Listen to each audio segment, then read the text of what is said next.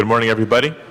Welcome to City Hall, welcome to Council Chambers, and welcome to a meeting of the Los Angeles City Council for today, Wednesday, May 19th, 2004. The City Council meets every Tuesday, Wednesday, and Friday at 10 a.m.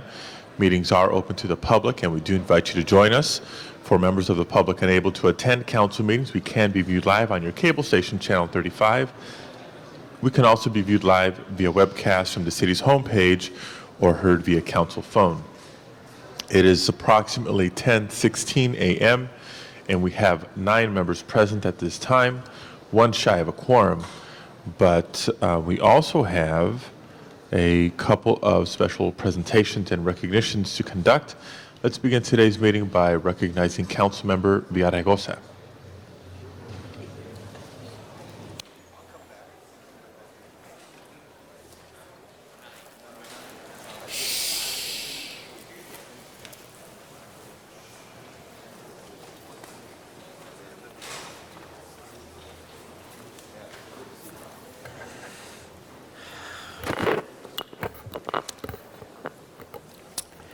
Mr. President, members, today I have the honor of recognizing a very special person from the 14th Councilmanic District who's celebrating his 50th birthday today. Father Greg Boyle is an eminent figure in the city of Los Angeles, known throughout the city and indeed throughout the country. He was born in Los Angeles, went to school here, and actually graduated from Loyola High School, where my son is currently attending. He received his BA in English from Gonzaga University, a master's in English from Loyola Marymount, a Master of Divinity from the Weston School of Theology, and a degree also from the Jesuit School of Theology. Before becoming a pastor at Dolores Mission, Father Boyle taught at Loyola High School and worked with the Christian-based communities in Cochabamba, Bolivia. He also served as the chaplain of the Islas Mujeres Penal Colony in Mexico and at Folsom Prison.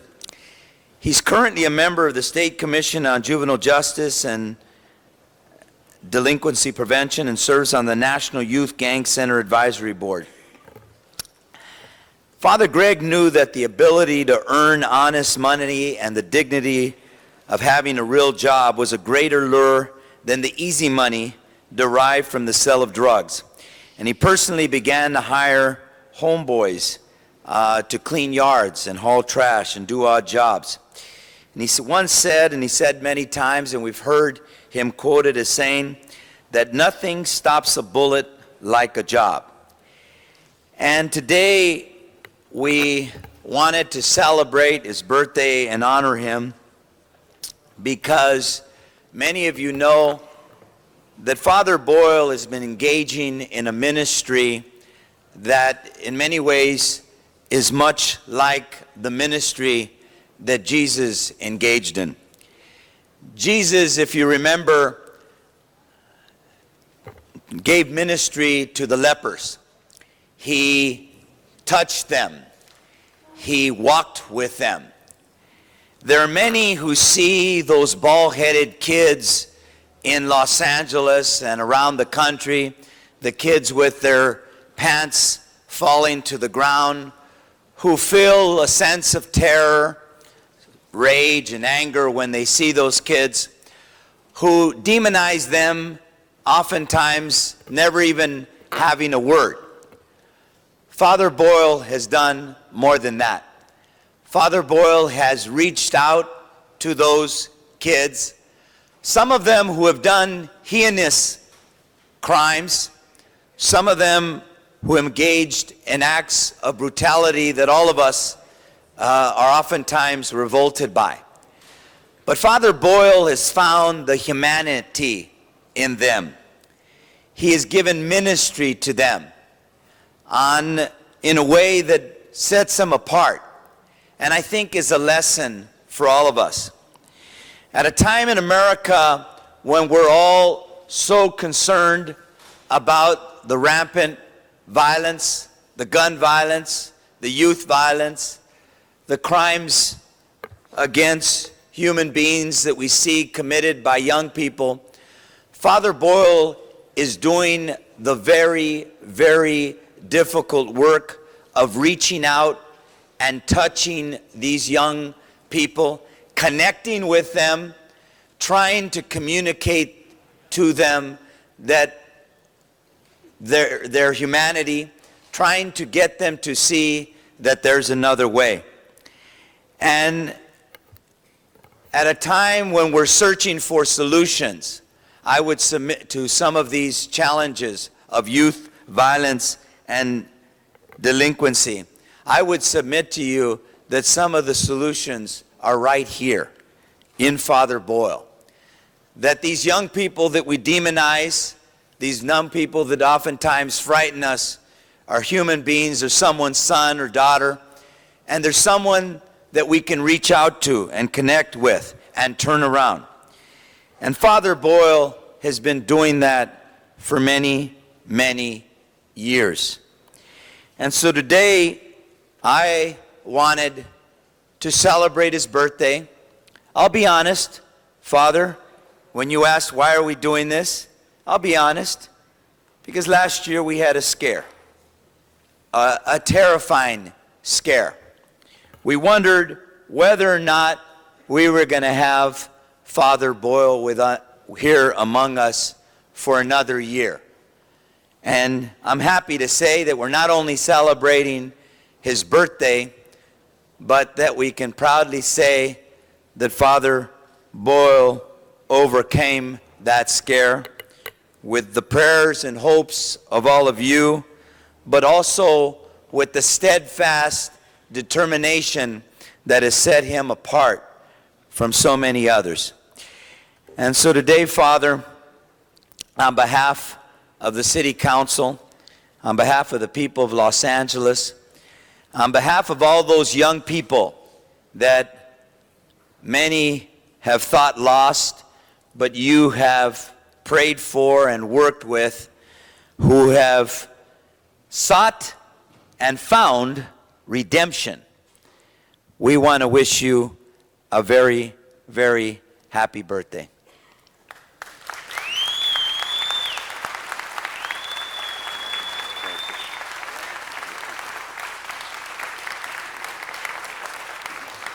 And there are too many whereases.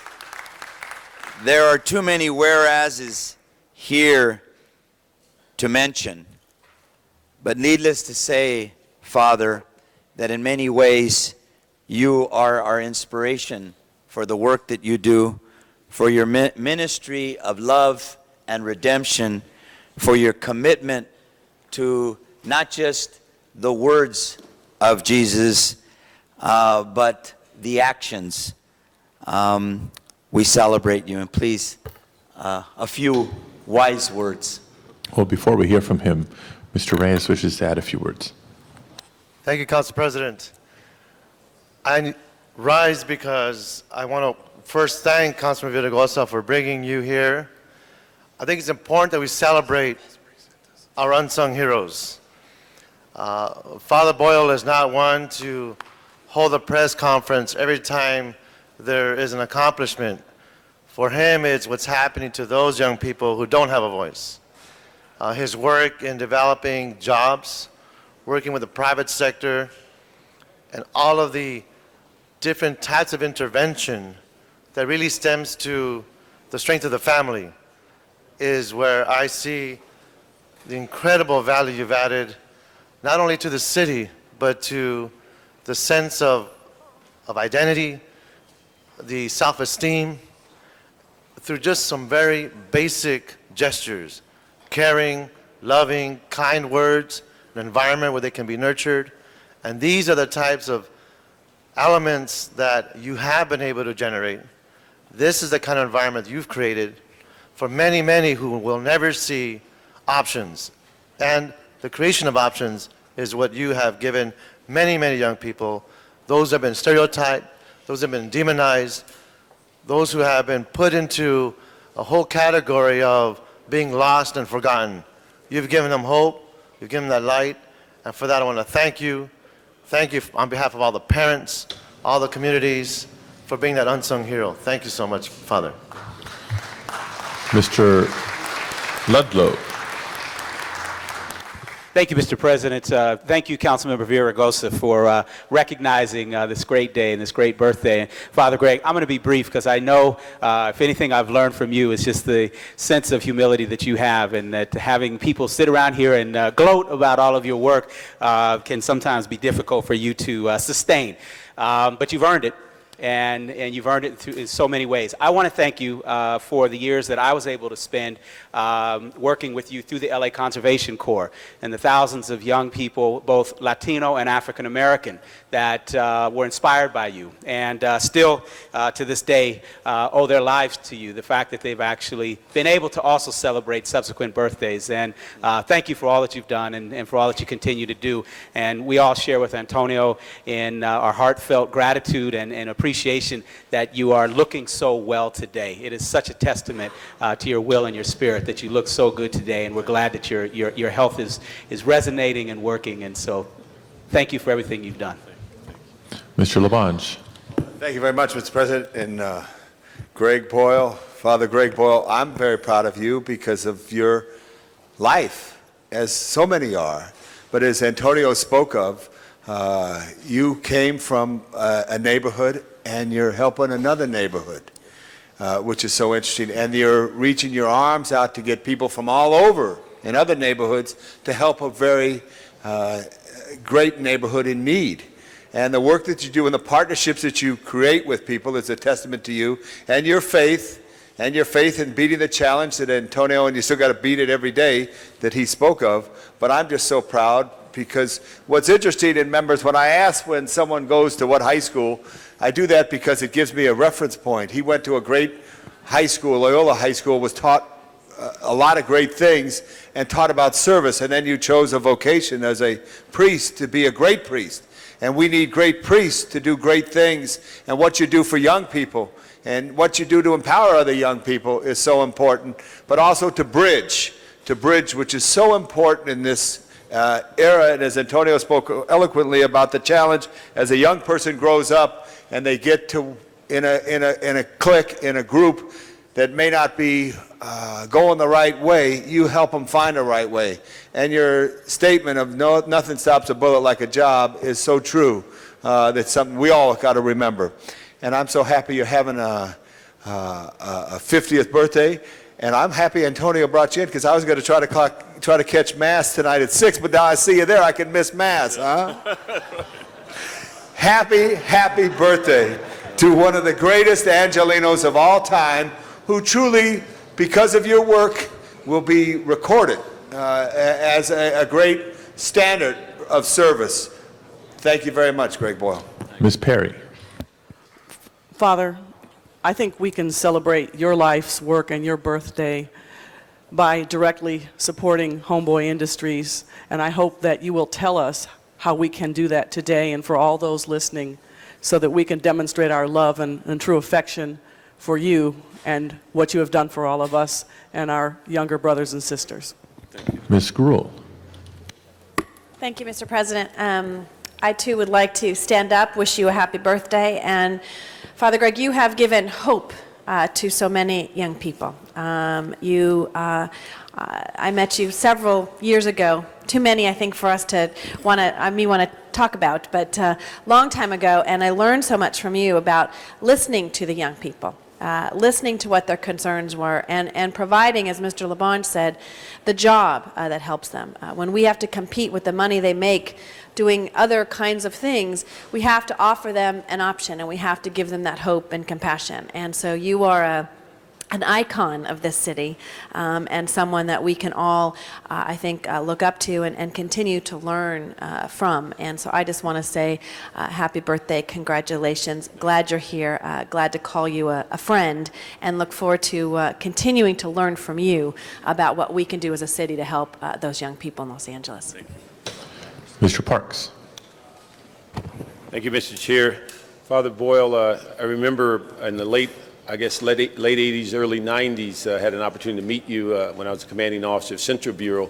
And what I was told before I met you, I had to go over and meet this subversive priest that had this relationship with gang members, and that was unheard of in the city of Los Angeles. And so they advised me to watch you closely because you actually had conversations with gang members, and they actually visited you, and you gave them counsel. And so it was a good experience to meet you and be introduced to Dolores Mission and the variety of things that you've done. And I just want to say that if that's being a subversive, keep up the good work. Keep talking to those youngsters. Keep helping them develop themselves and become a part of this community. So happy birthday. Thank you. Thank you very much. I was tricked into coming here. I was led to believe that you were going to cut our graffiti removal funding, so it worked. It got me here. Otherwise, I wouldn't have come. They lied to the father? They lied to a priest? How many Hail Marys is that for Antonio? I want to know. More than Antonio can say. But thank you very much. I love this city, and I applaud you in your leadership.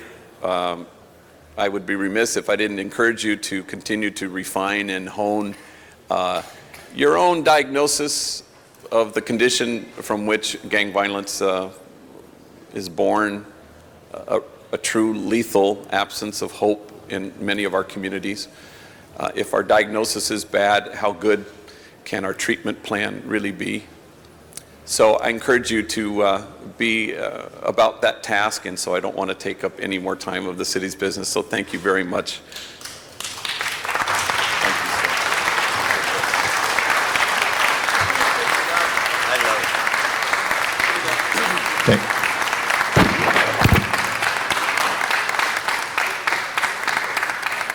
Thank you, Father Boyle, and happy birthday. Madam Clerk, would you please call the roll? Cardenas, Garcetti, Gruel, Hahn, Labange, Ludlow, Miskowski, Parks, Perry, Reyes, Smith, Villaraigosa, Weisstein, Padilla, 14 members present and a quorum, Mr. President. The council is now officially in session. We do have one more presentation scheduled this morning. Let me recognize Councilmember Parks at this time.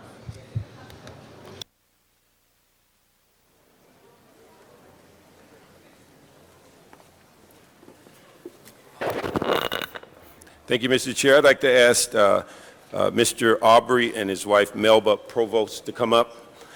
We're here to honor the two of them. Mr. Provost is the 8th District Representative on the LA City Bicycle Advisory Committee, and we prepared a resolution because today is Bike to Work Day. Tomorrow's the Bike to Work Day, May 20th. It's going to mark the 10th anniversary of this event in which we are joining in across the United States into declaring May 20th as Bike to Work Day. It's being sponsored by the Metro and co-sponsored by the California Bike Coalition, City of LA, the LA County Bike Coalition, the Southern California Air Quality. Participants will connect with Metro buses, Metro rail trains, and board with their bikes and safety helmets for Bike to Work Day, and they could ride all day at no charge. Bike to Work Day promotes healthy, cost-effective, and non-polluting methods of commuting to work or school. Bike to Work Day's health benefits include increased fitness, weight loss, stress reduction, heart benefit, lower risk of other health problems, and increased life expectancy.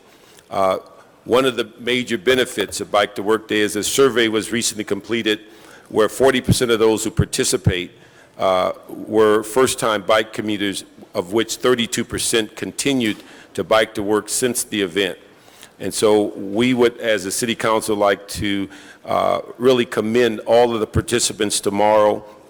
They can register online for the day of the event. They're eligible for numerous prizes, including a new Breezer computer bike and bike accessories. And so the Bike to Work Day 10 steps to riding your bike to work are: gear up, select a route, look for route options, consider a bike buddy, do a test run, start thinking like a cyclist, put safety first, check your fitness level, talk to your employer, and bike to work. And so on behalf of Los Angeles City Council, we'd like to present this resolution to Aubrey and Melba and say thank you very much and look forward to seeing you on the road tomorrow. Thank you so much.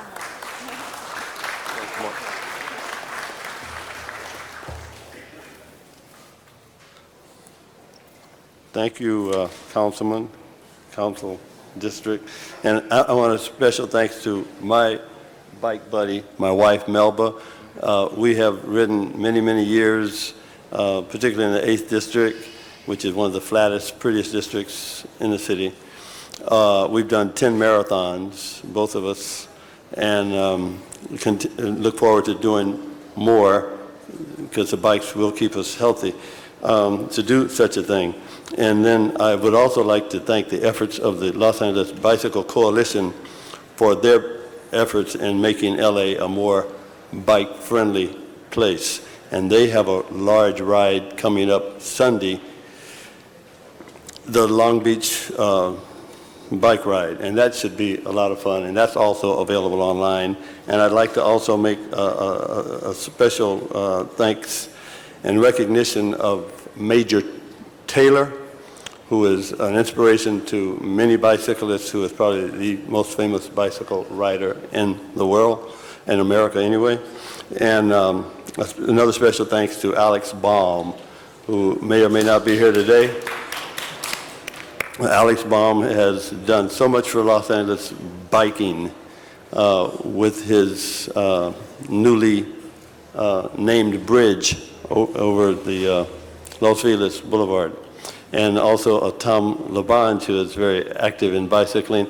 And Tom LaBonge has, I don't know, this is off the record, but Tom LaBonge has offered me $100 if I can get my councilman on a bicycle tomorrow. Don't $100 bucks, Bernard. Don't spend that money. All right, let's see, tomorrow, Bike to Work Day, Bernard Bike to Work Parks. Day. We have invited the councilman to ride with myself and my wife from his district office to City Hall, and we extend that vacation invitation to you. I appreciate the invitation.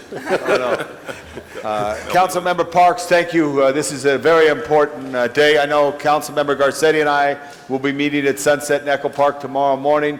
You'll be meeting at your field office riding in. So $100 is on this, folks. We got a lot of witness. Bernard Parks on a bicycle tomorrow.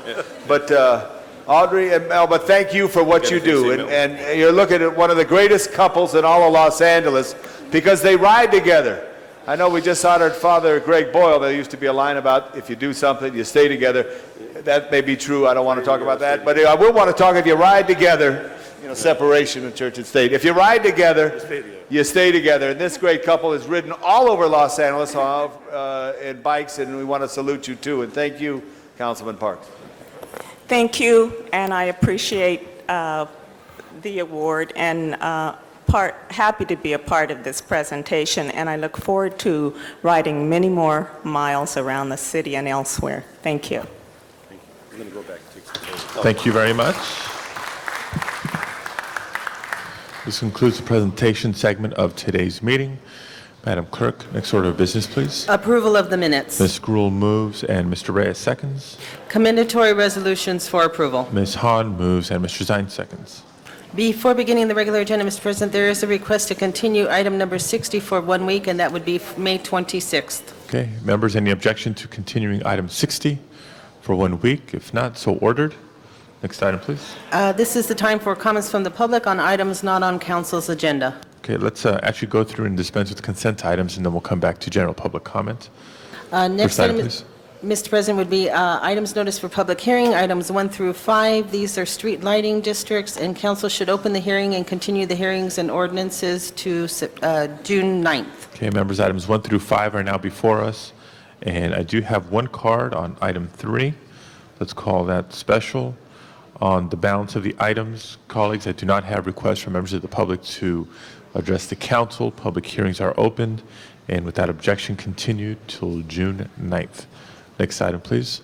Next items are items for which public hearings have been held, items 6 through 35. 6 through 35 now before us. And members, these items have had public hearings. Motions from the floor would be required to reopen the public hearings. Any specials? Mr. Reyes? Item 27, please. 27, call special by Mr. Reyes. Ms. Perry? 34 and 35. 34 and 35, and we should, along with that, I believe, hold, is it 19? 19 and 55 relate to the same issue, so 55, as they all 19, 34, interrelate? 35, and 55 are all the same, variations of the same. Okay, so that's 19, 34, 35, and 55. That will be called special and heard together. Other specials, Mr. Zine? I'd like to continue 11 for 1 week, please. Members request to continue item 11 for 1 week. Seeing no objection, so ordered. Any other specials? Ms. Sikowski? Item number 9 and item number 33. 9 and 33. And, Mr. President, if we could have 51 be referred to Budget and Finance Committee. I talked with Mr. Smith about it, and he concurred if we got an agreement to have it on a next available committee and back. So why don't we look at continuing it for a week, just to make sure we get it back from the committee. Okay, we'll do that in the next batch of items. Colleagues, currently it's items 6 through 35 before us. Any other specials? All right, well, excuse me, apparently, let's put 51 on the table. Okay, seeing none, and we're not there yet. Items 6 through 35 at this time, other than what's been called special. Madam Clerk, please open the roll on the balance of the items. Please close the roll and tabulate the vote. 14 ayes. Those matters are approved. Next items, please. Next items, Mr. President, 36 through 59 are items for which public hearings have not been held. 10 votes are required for consideration. 36 through 50 now before us without objection. The council shall consider these matters today. And I do not have requests from members of the public to address the council on these items. Public hearings are open and closed. Item 55 has been called special to be heard concurrently with 19, 34, and 35. Item 51 called special by Mr. Smith. Other specials, Mr. Reyes? Yes, thank you, Council President. Can we continue items 39 and 40 for 1 week, please? Members request to continue item 39 and 40 for 1 week without objection. So ordered. Mr. Garcetti? Can we continue as well, item 47 for 1 week, and I'd like to call 56 special, please. 47 members. Any objection to a continuance? If not, that matter is held over for 1 week as well. Item 56 called special. Mr. Cardenas. I'd like to call item 50 special. Item 50 called special by Mr. Cardenas. Mr. Labange. Mr. President, I was out of room, but I had an inquiry. Item number 60. What happened to item 60? 6-0 has been 6-0. continued 1 week. Continued 1 week. for 1 week. So continue for 1 week. Thank you. I'm helping to. Okay. Yeah, that matter is not going to be heard today. We'll be back before us 1 week from today. Other specials on items 36 through 59? Seeing none on the balance of the items, Madam Clerk, please open the roll. Please close the roll and tabulate the vote. 15 ayes. Those are approved. Item 60 has been continued. Madam Clerk, next item, please. Next item, Mr. President, on the continuation agenda, item number 61 is an item for which public hearing has been held. Members, item 61 now before us. Public hearing has been held. Any members request to call this item special? Item 61, Special, please. called special by Mr. Zine. Mr. Garcetti, Can we have 49 go forthwith, please? forthwith on 49. Next item, please. That would complete the agenda and then take council back to the items called special. Okay, and general public comment per our council rules. This is an opportunity for members of the public to address the council on matters within our jurisdiction but not appearing on today's agenda. Let me call forward first Elias Ortiz, unless you're here on one of the agenda items. Elias Ortiz. Coming forward to be followed by Nico and Theo Milanopoulos, Don Garza,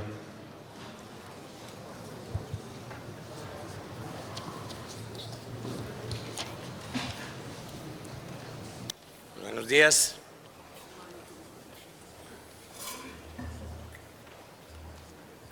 Good morning. Buenos días. Good morning.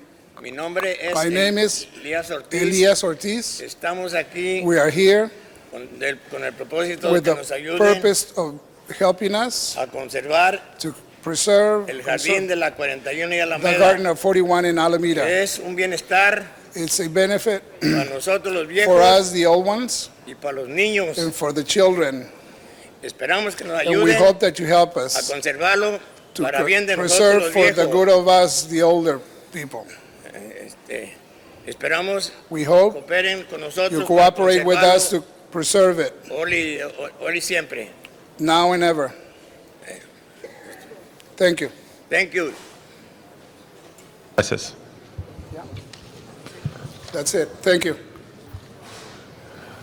Nico and Theo Melanopoulos, followed by Don Garza and Tricia Roth.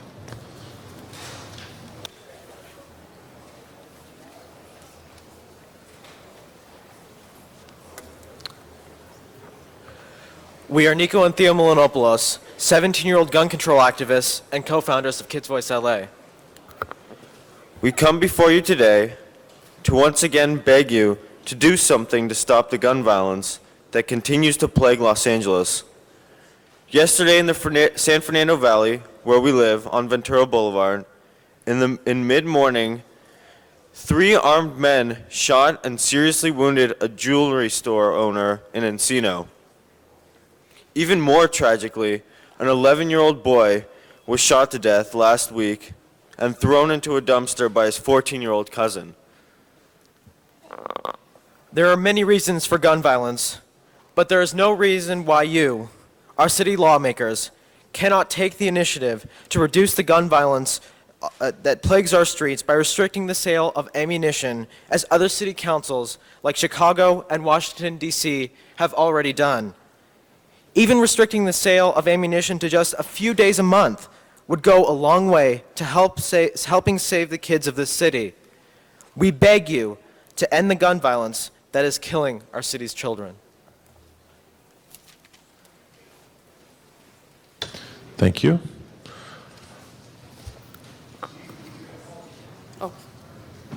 Mr. Garza. Good morning, council members. Good morning, Los Angeles. I love you. Ms. Han, this is directed at our neighborhood committee chairperson. I think we have a solution to the problems I opened up when I was yelling at everybody this past month. There's always a crisis with me in Central City East. Unbeknownst to myself, while I was away at the Holland, Michigan Town Crier Tulip Time Festival competition, I placed 11th out of 12. I consider it to be reverse discrimination because those of 50 and over won first, second, and third. And the 2 youngest, well, 11th and 12th.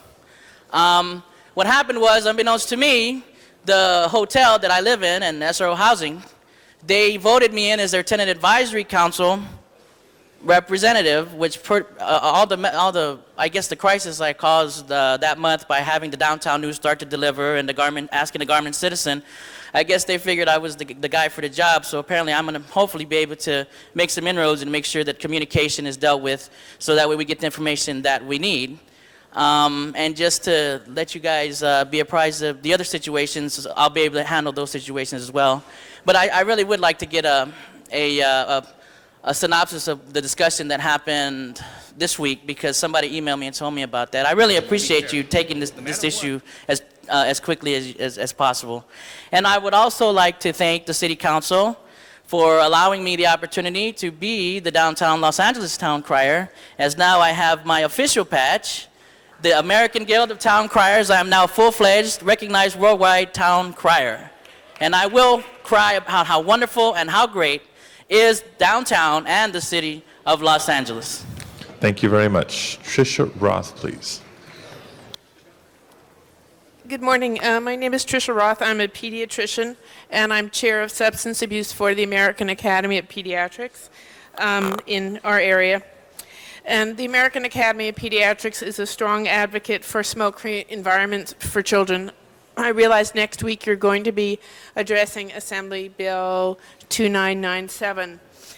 I've come to introduce you to the most recent piece of literature, an EPA report on the most ubiquitous and hazardous of environmental toxins, which is environmental tobacco smoke. I have my card on my website. The first item is this report. Environmental tobacco smoke increases infant sudden infant death, ear infections, asthma, behavioral changes, allergies, respiratory illness, and cancer. And in the age group under 5, it is the #1 killer of children, greater than accidents. So I would appreciate your reviewing this article and considering the American Academy of Pediatrics' concern about environmental tobacco smoke in children in automobiles. Thank you.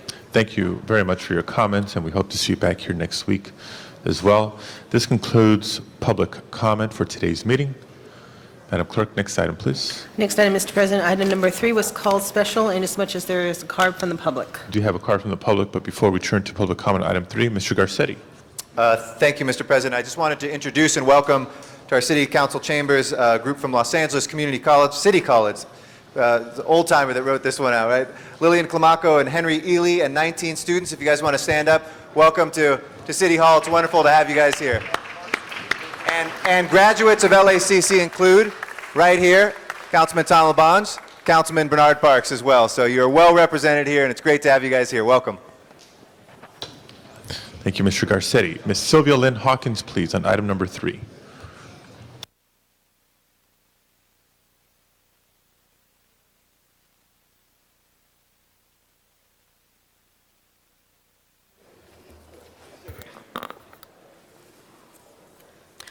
Good morning, everyone. My name is Miss Sylvia Lenny Hawkins. I believe I have 3 minutes. I shall speak on the item on number 3 concerning on sidewalks and maintenance and illegal government sign up to stop street crossing or cars on the street. There has been illegal stealing of old Jewish money from in front of homes, apartments, and businesses. Opening up concrete sidewalk in front of the grass, and then open up the edge of the sidewalk at the corners before the street. I lived at 821 Centinela, apartment 6 in Inglewood. They illegally broke through the baseboards and found hidden money, which was the landlord either doing, and many other apartments that I have lived in.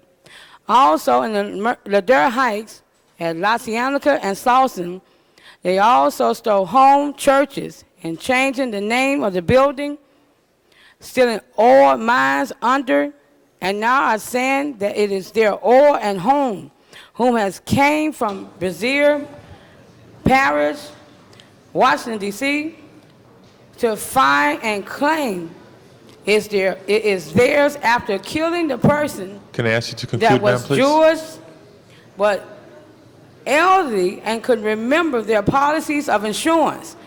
Pledges of billions of dollars they have left to churches and organizations in this area. They are only doing the Menendez brothers. Thank you, ma'am. Let me ask you to wrap up, please. Okay, I'm just telling you, I have 3 minutes. Why the time clock wasn't on? So, 5 seconds, you please. typing? Okay, 5 seconds. They're only doing the Menendez brothers, and I think that this should not be done concerning for any council member. Okay, thank you as of very much. stealing money. Thank you very much. This concludes public comment on item number 3 for today, and without objection, this matter is continued to June 9th. Madam Clerk, next item, please. Next item, Mr. President, item number 9 was called special by Councilmember Misakowski. Ms. Misakowski, item number 9. Thank you, Mr. President. Members, I just called this for attention to look at it. I believe it's the first successful planning case, which is an implementation of an RAS zone in the city, a work and residential complex. This is at the corner of Lincoln and Manchester in Westchester.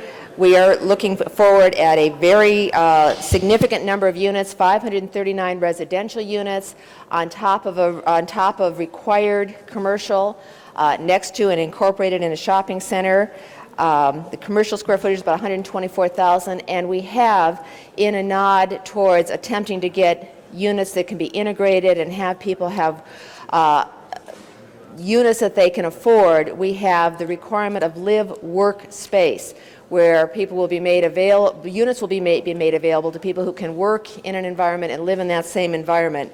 And again, I think it is the first successful implementation of the RAS zone, a significant project in the city. We hope to bring lots more in, and we hope as the inclusionary zoning comes in, we will have even better examples of this. But it is a great example of something that was worked out well with the community. The neighborhood council participated in it. The neighborhood council supports it. And I just wanted to call for attention. In fact, we don't have cards there for people to speak because it was something that was worked out through the neighborhood communities with the planning department, with my office. And I want to thank, in particular, Dacron Properties and Mr. David Nagel, the president, to really bring in a first example of something that we've been talking about for a long time in the city and I think is now going to become reality. So I ask for an aye vote and hope that we see many more of these. Mr. Reyes. Thank you, Council President. Just rise to congratulate Councilman Zakowski and her staff and the private sector for coming together and realizing a vision that can literally set the pace for the rest of our commercial corridors. I highly encourage my colleagues to take a look at this development.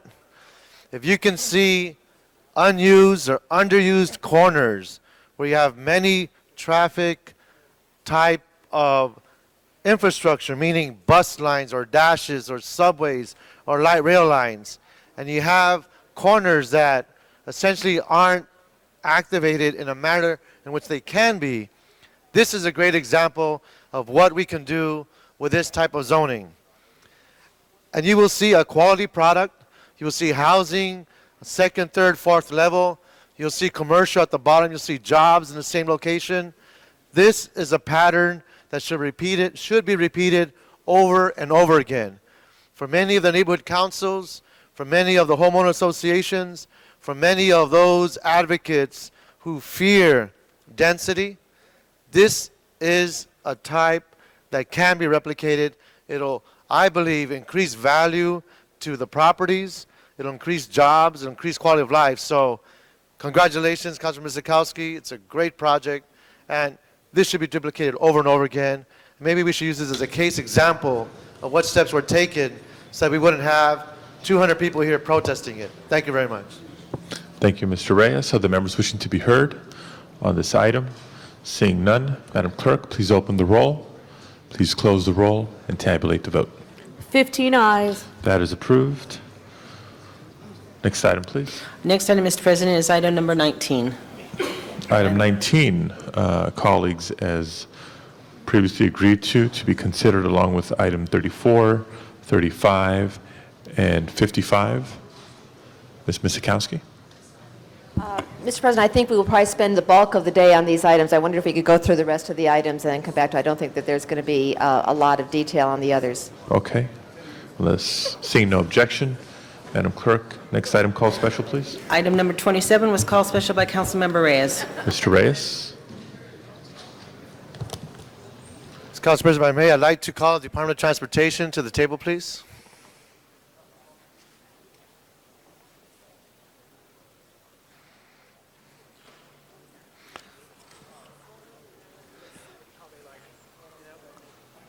Is it on? Turn the speaker on. Glenn O'Gara with the Department of Transportation. Thank you. Thank you, sir. Colleagues, this is a pilot project that deals with traffic circles. We're introducing traffic circles in the Highland Park area northeast in conjunction with the community. It's an awkward type of intersection, but what we're doing here is we're introducing the traffic circle as another tool in Department of Transportation's toolbox when we are trying to control those intersections, especially those intersections that are 1 or 2 blocks away from main boulevards. We got people racing through our neighborhoods. These traffic circles can slow down these cars that are coming off these major boulevards. I just have a couple of questions for Department of Transportation. Other than this particular traffic circle at Hay Street, if my constituents were to contact DOT for a traffic circle, what would be your response? Well, we're looking at traffic circles, like you say, as a traffic calming device. And it's part of our toolbox of things that we can do to try to improve the quality of life in the city of LA. If there were folks who were asking for stop signs, would you recommend or provide them the knowledge of what a traffic circle can do instead? Yes. So is that something the staff can be briefed on so that they are aware that this is an option for Yes. some of the communities? Great. One of the advantages of a traffic circle, you can create literally for neighborhood councils, for homeowner associations, potential for landmarks. These would be great products. Imagine a traffic circle in different places in the neighborhood where the neighborhood council and or the stakeholders can apply for the Public Works Fund. They can literally put art, landscaping, those features and characteristics that can depict the historical significance of that corner, of that neighborhood. It's a great way to bring landmarks to a neighborhood. But on top of that, it allows us to start dealing with the drive-through traffic that comes into our neighborhoods. City of Seattle has implemented this program citywide. They've been using traffic circles in a manner in which it has alleviated much of the traffic. When you think of the stop and go that happens at every stop sign, you're literally lowering, decreasing the pollution factor because you're not going at a hard acceleration. So smooth transitions from one street to another can occur. And on top of that, it forces the cars to slow down. So I just want to invite my colleagues to consider traffic circles as another tool. Let's try to use that as a vehicle to improve, beautify, create landmarks for our neighborhoods. And perhaps we can start looking at ways in which we can celebrate our communities. And who knows, these can become destinations for tourists. It can become, again, a way in which we can show community pride. But I believe these traffic circles have a lot of potential. Thank you, sir. You're welcome. Mr. Garcetti. Thank you very much, Mr. President. I just want to also rise in support and thank you, Mr. Reyes, for bringing up what is working around the world and what is working in Los Angeles. In Santa Monica, I know they've installed a number of recent traffic circles. It's a great way to keep traffic moving, as the Department of Transportation's own slogan says, and at the same time also really improve the neighborhoods and working with some of the beautification funds. I know that we raise neighborhood matching funds, et cetera. I think it's a wonderful way of looking at combating ongoing problems. So often, I was just at a school this morning, Mayberry Elementary School, where they're working on tree plantings and other things today, but one of the things that the principal and parents were talking to me about was the new stop signs that we put in there. And it's great that they're there, but they say stop signs, it's still a straight street, and sometimes people just ignore them. When you can make it a curve, even somebody speeding has to slow down.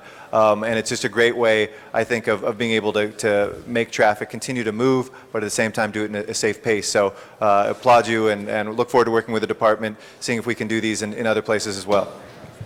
Mr. Labange. Thank you very much, Mr. Garcetti, Mr. Reyes, and Mr. Villaraigosa, who pushed this through his committee, which was so important. The articulate words of your deputy had to try to do something different. Glenn, how are you? Good. Okay. This is an important step for us because Yes, it this is. is the first Yes, it is. in our city, and to see if it works.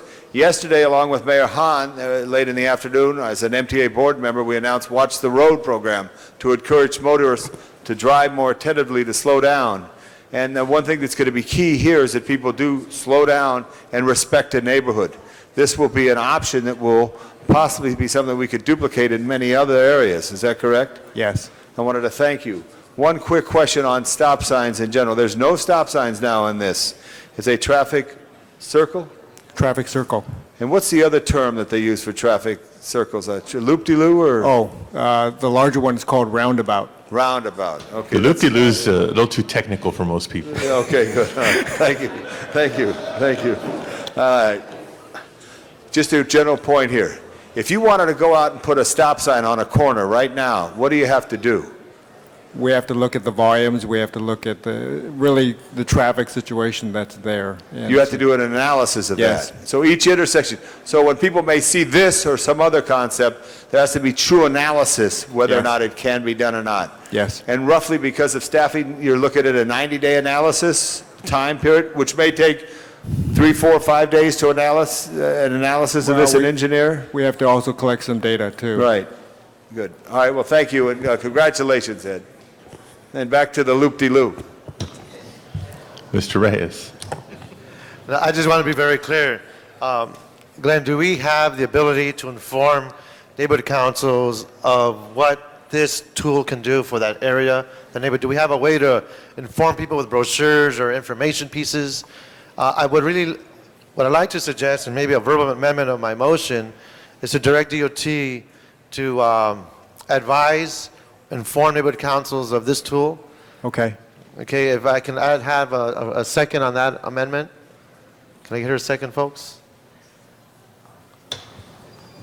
Okay, we got a second. Without All right. objection. All right, thank you. But again, let's realize the potential for this. Let's form neighborhood councils over this. That way we can hopefully make our streets safer. Okay. Okay, thank you, Mr. Reyes. Members, the report is before us as amended. Madam Clerk, please open the roll. Please close the roll and tabulate the vote. 15 ayes. That is approved. Next item, please. Item number 33 was called special by Councilmember Miskowski, and there is an amending motion that has been distributed to the council members. Ms. Misikowski, item 33. Thank you, Mr. President. Members, this is a request for a conditional use license. It has actually, it was subject to a zoning administrator hearing in terms of a reapplication. It's a site where there had been 2 previous operators that had been problematic.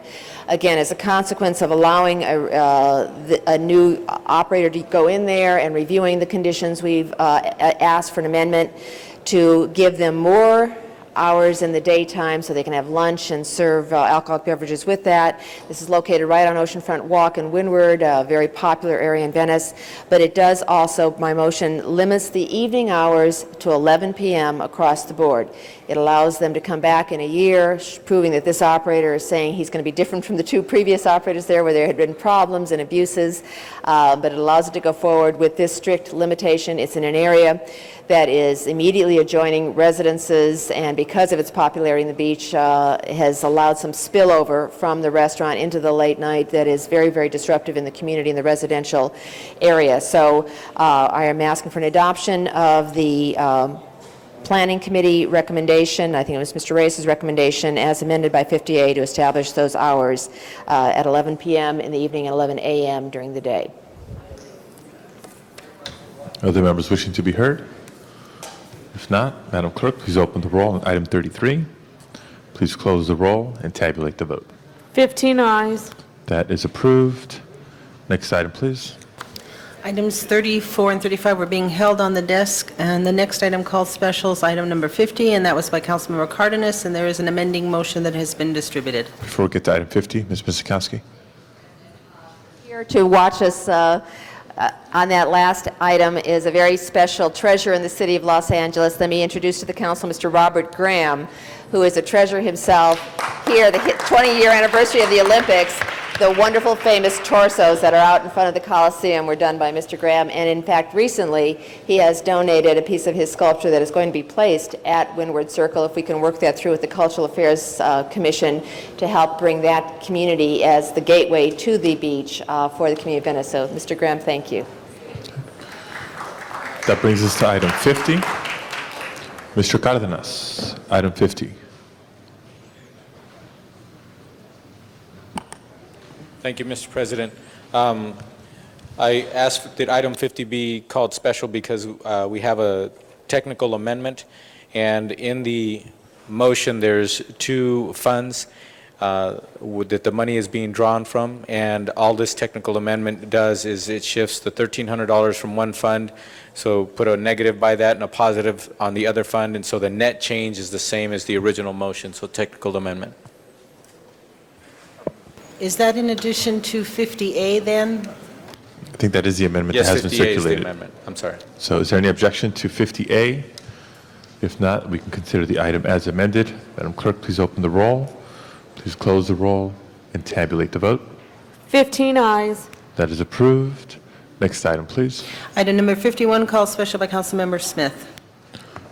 Mr. Smith. It's on 51. Ms. Miskowski and I have talked it over. We've come to an agreement on the problem, and I believe she's willing now to let it go forward with no discussion. Ms. Miskowski? Ms. Miskowski? She's coming. On 51, we're okay now, right? Yes, item 51 is fine. Okay. Any further discussion on item 51? Seeing none, let's open the roll, close the roll, and tabulate the vote. 15 ayes. That is approved. Next item. Item number 55 is being held on the desk. Next item would be item number 56, call special by Councilmember Garcetti. Mr. Garcetti. Thank you very much, Mr. President, and I know there's been some publicity about this already, and Mr.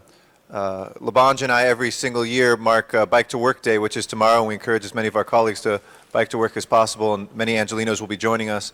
We'll meet up tomorrow at Echo Park and Sunset to go to work. Tom will be coming downtown to City Hall. I'll be going to my field office, so we'll go opposite directions, but with a group of folks.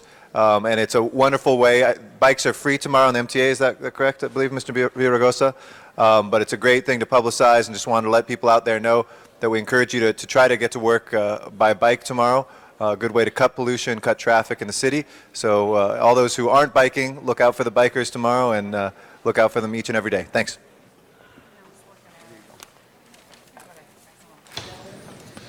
Other members wishing to be heard on item 56? Seeing none, let's open the roll, close the roll, and tabulate the vote.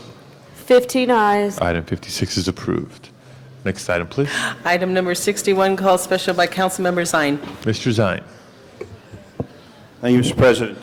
This is regarding the Canadian reimportation of prescription medication, and it's regarding House 2427 and Senate Bill 1144 by Senator Burton in Sacramento. The increasing urgency on this, increasing drug costs for many of us in society, many of our seniors and disabled, and it's now totaling annual spending $182 billion a year on prescription medication, and we know that is increasing at a phenomenal rate. And the pharmaceutical industry is enjoying 18% profit margin, which is the highest of the industry. And a survey recently by ARP, American Association of Retired Persons, which none of us are here retired, Councilman Garcetti, someday for you, found that seniors and disabled recipients of Medicare spend more on prescription drugs and physician care, vision services, and medical supplies combined, and that $182 billion is astronomical. So I ask that this resolution be supported today. H.R. 2427, entitled the Pharmaceutical Market Access Act of 2003. It's pending in Congress, and Senate Bill 1144, that was recently introduced by Senator Burton in California to help remedy the high costs and provide individuals with an outlet and financial relief. We know that one drug that sells here for $760 sells in Canada for $77. That's nearly a 90% discount for the same exact medication manufactured by the same company. And H.R. 2427 is going to simply overcome the bureaucratic roadblock that the FDA has attempted to use to thwart importation, and would directly authorize the importation of prescription medication from Canada. Senate Bill 1144 in our state legislature also seeks to sidestep the FDA and directly authorize the purchase of prescription medication from Canada for various state programs. And I would respect that we support both of these measures, and we help the people most in need and most desperate for the life-saving medication that they take that will keep them productive members of our society at a cost that is reasonable. So I ask for an aye vote on this, Mr. President. Thank you, Mr. Zine. Thank you. Other members wishing to be heard, beginning with Mr. Labange. Thank you very much, Mr. President. Mr. Zine, I want to thank you for your leadership on this. Not only here, but throughout the country, they're talking about the cost of prescription pharmaceuticals and the importance to be able to lower the price, because so many seniors have to pay an unnecessarily high price because how it's marketed in America. And we certainly should have that relationship to allow it. And I just want to salute you for your effort, because you brought it right through committee, and you're leading the way, Dennis, and I appreciate that, because it's very important for all of our constituents, all of our citizens, all of our residents to have the availability to find a cheaper cost to prescription pharmaceuticals. Thank you. Thank you, Mr. Labange. Other members? Seeing none, let's open the roll, close the roll, and tabulate the vote. 15 ayes. Item 61 is approved. And I believe that does bring us back to the final four items, items 19, 34, 35, and 55, which we have agreed to consider concurrently. Let me recognize Councilmember Misikowski for some opening general comments. And I believe following Ms. Misikowski, we should get an overview of these matters from staff. So CLA, CAO, department, anybody and everybody who's needed for this discussion, please come forward at this time. Members, let me also remind you that all 4 of these items have had a series of public hearings in the Public Safety Committee, in the Budget and Finance Committee, and in the Information Technology and General Services Committee. A motion from the floor would be required to reopen the public hearing. Ms. Misikowski? Thank you, Mr. President. I'm going to ask Mr. Deaton to come to the center table. And members, obviously, I think we all want to pay attention. These are the items that there have been lots of discussions about, lots of hearings about, 4 different subject matters listed on today's agenda, 3 different committee hearings, and each of those committees may have heard it more than once. But we are being asked to look at a multiple number of issues. And between Councilmember Parks and myself, each of whom chaired 2 of the different 3 committees that heard this, I think the way we are attempting to frame it is not just a straight up and down vote. We have too many issues at stake for a straight up and down vote. But to try to divide the question and the substance matters that are before us in individual actions. I think we are looking at actually 5 different motions. One should be where and how and what we should do with the new police headquarters facility. That should be a standalone issue. A second standalone issue should be, should we, is it in the city's interest to purchase or not purchase a certain building, the Transamerica building, the Broadway building. A third issue should be, were we to purchase a building, relocate a public works headquarters into a building that we would purchase or not. A fourth is, were we to purchase a building, should we allow a temporary relocation of a police department, well or not, we've made a decision on a permanent. As we are going to ask the different entities to make those presentations to us, I do believe we should look at each item standalone, vote on each item standalone, and at the end of the day, see what we have created. But it is each item, there's been a lot of merging, there have been different recommendations, there have been some who recommended one thing at one time and are now recommending another thing. To sort it all out, let me ask at least the CLA to present the case, and then, as I say, I think as we go through the issues, debating the issues on their merits, the debate's going to be all over the place, and that's fine. They're too intermingled to not separate them. But I think when we vote, we should vote separately on the issues so that each of us can look at it and make the judgment we want to make, knowing that the other votes will be coming, and we will be able to entwine what we choose to entwine, but let's stand alone vote on it as the issues are presented. So let me ask at this time Mr. Deaton to... Before you do, Mr. President, Mr. I have a Verdegosa? question for Ms. Misikowski.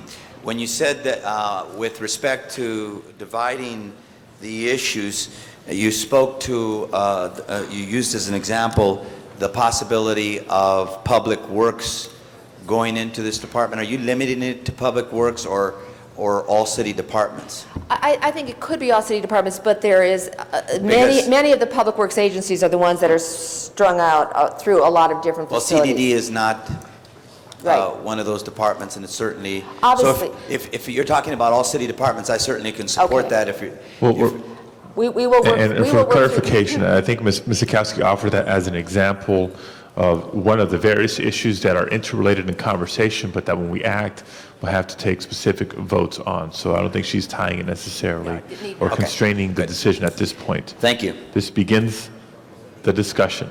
So Ms. Misikowski has offered her opening remarks. Let's hear an overview from, we have in front of us the CLA, the CAO, the mayor's office, and then we'll continue with the council discussion. Mr. Laban. Could I just ask the city engineer be at this table since they're so involved with everything? Good idea. Thank you very much. I don't know if any department should be there, but I know the city engineer who used to be here years ago. I'm looking at you, Mr. Deaton. That chair is not there anymore. I know, but we'll get a chair here. He should be at this table. It's fine. He should be there. Okay. Who's lead off batter here? I'll just, first off, I think the initial decision is, I believe for the council, is where do you want to put a new Parker Center from the existing Parker Center? I think there is a consensus that there needs to be a replacement of the existing Parker Center.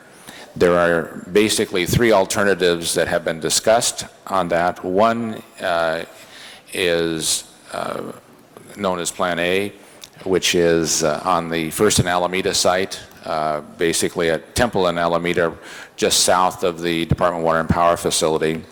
It would be the building from scratch, a 500,000 square foot building.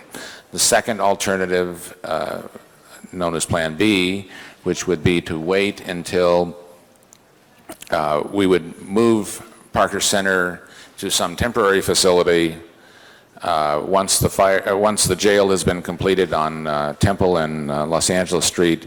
We would then demolish Parker Center, the existing Parker Center, and build it on top of that site. And the third alternative, I guess Plan C, would be to purchase Transamerica and convert that to a permanent headquarters for the Los Angeles Police Department. There has been actually a council action to move. This is kind of the second large area of discussion, and there was an action by the council to move the police department temporarily to Transamerica, a building that the council authorized purchasing, and then when the new Parker Center was completed, either under Plan A or Plan B, they would be moved to that new facility, and the building would then be backfilled with other departments, Public Works, Animal Regulation, etc. So the sequence, as Councilwoman Miskowski indicated, is where are you going to place your new Parker Center, one of the three alternatives, whether or not you purchase Transamerica either for the permanent police department headquarters, a temporary move of the police department, or for other departments. And those are the kind of the fundamental decisions. But starting off with, where do you put Parker Center? And any Bill, you want to add anything? Tim? I think as we get into each of the different options, then I can comment. I think Ron laid it out well.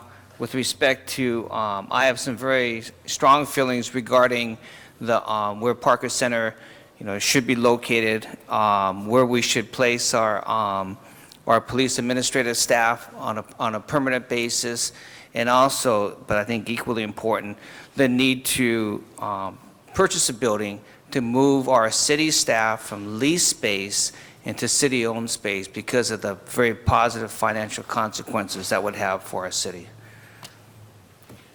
Mr. President and members of the council, Tim McCosker for Jim Hahn.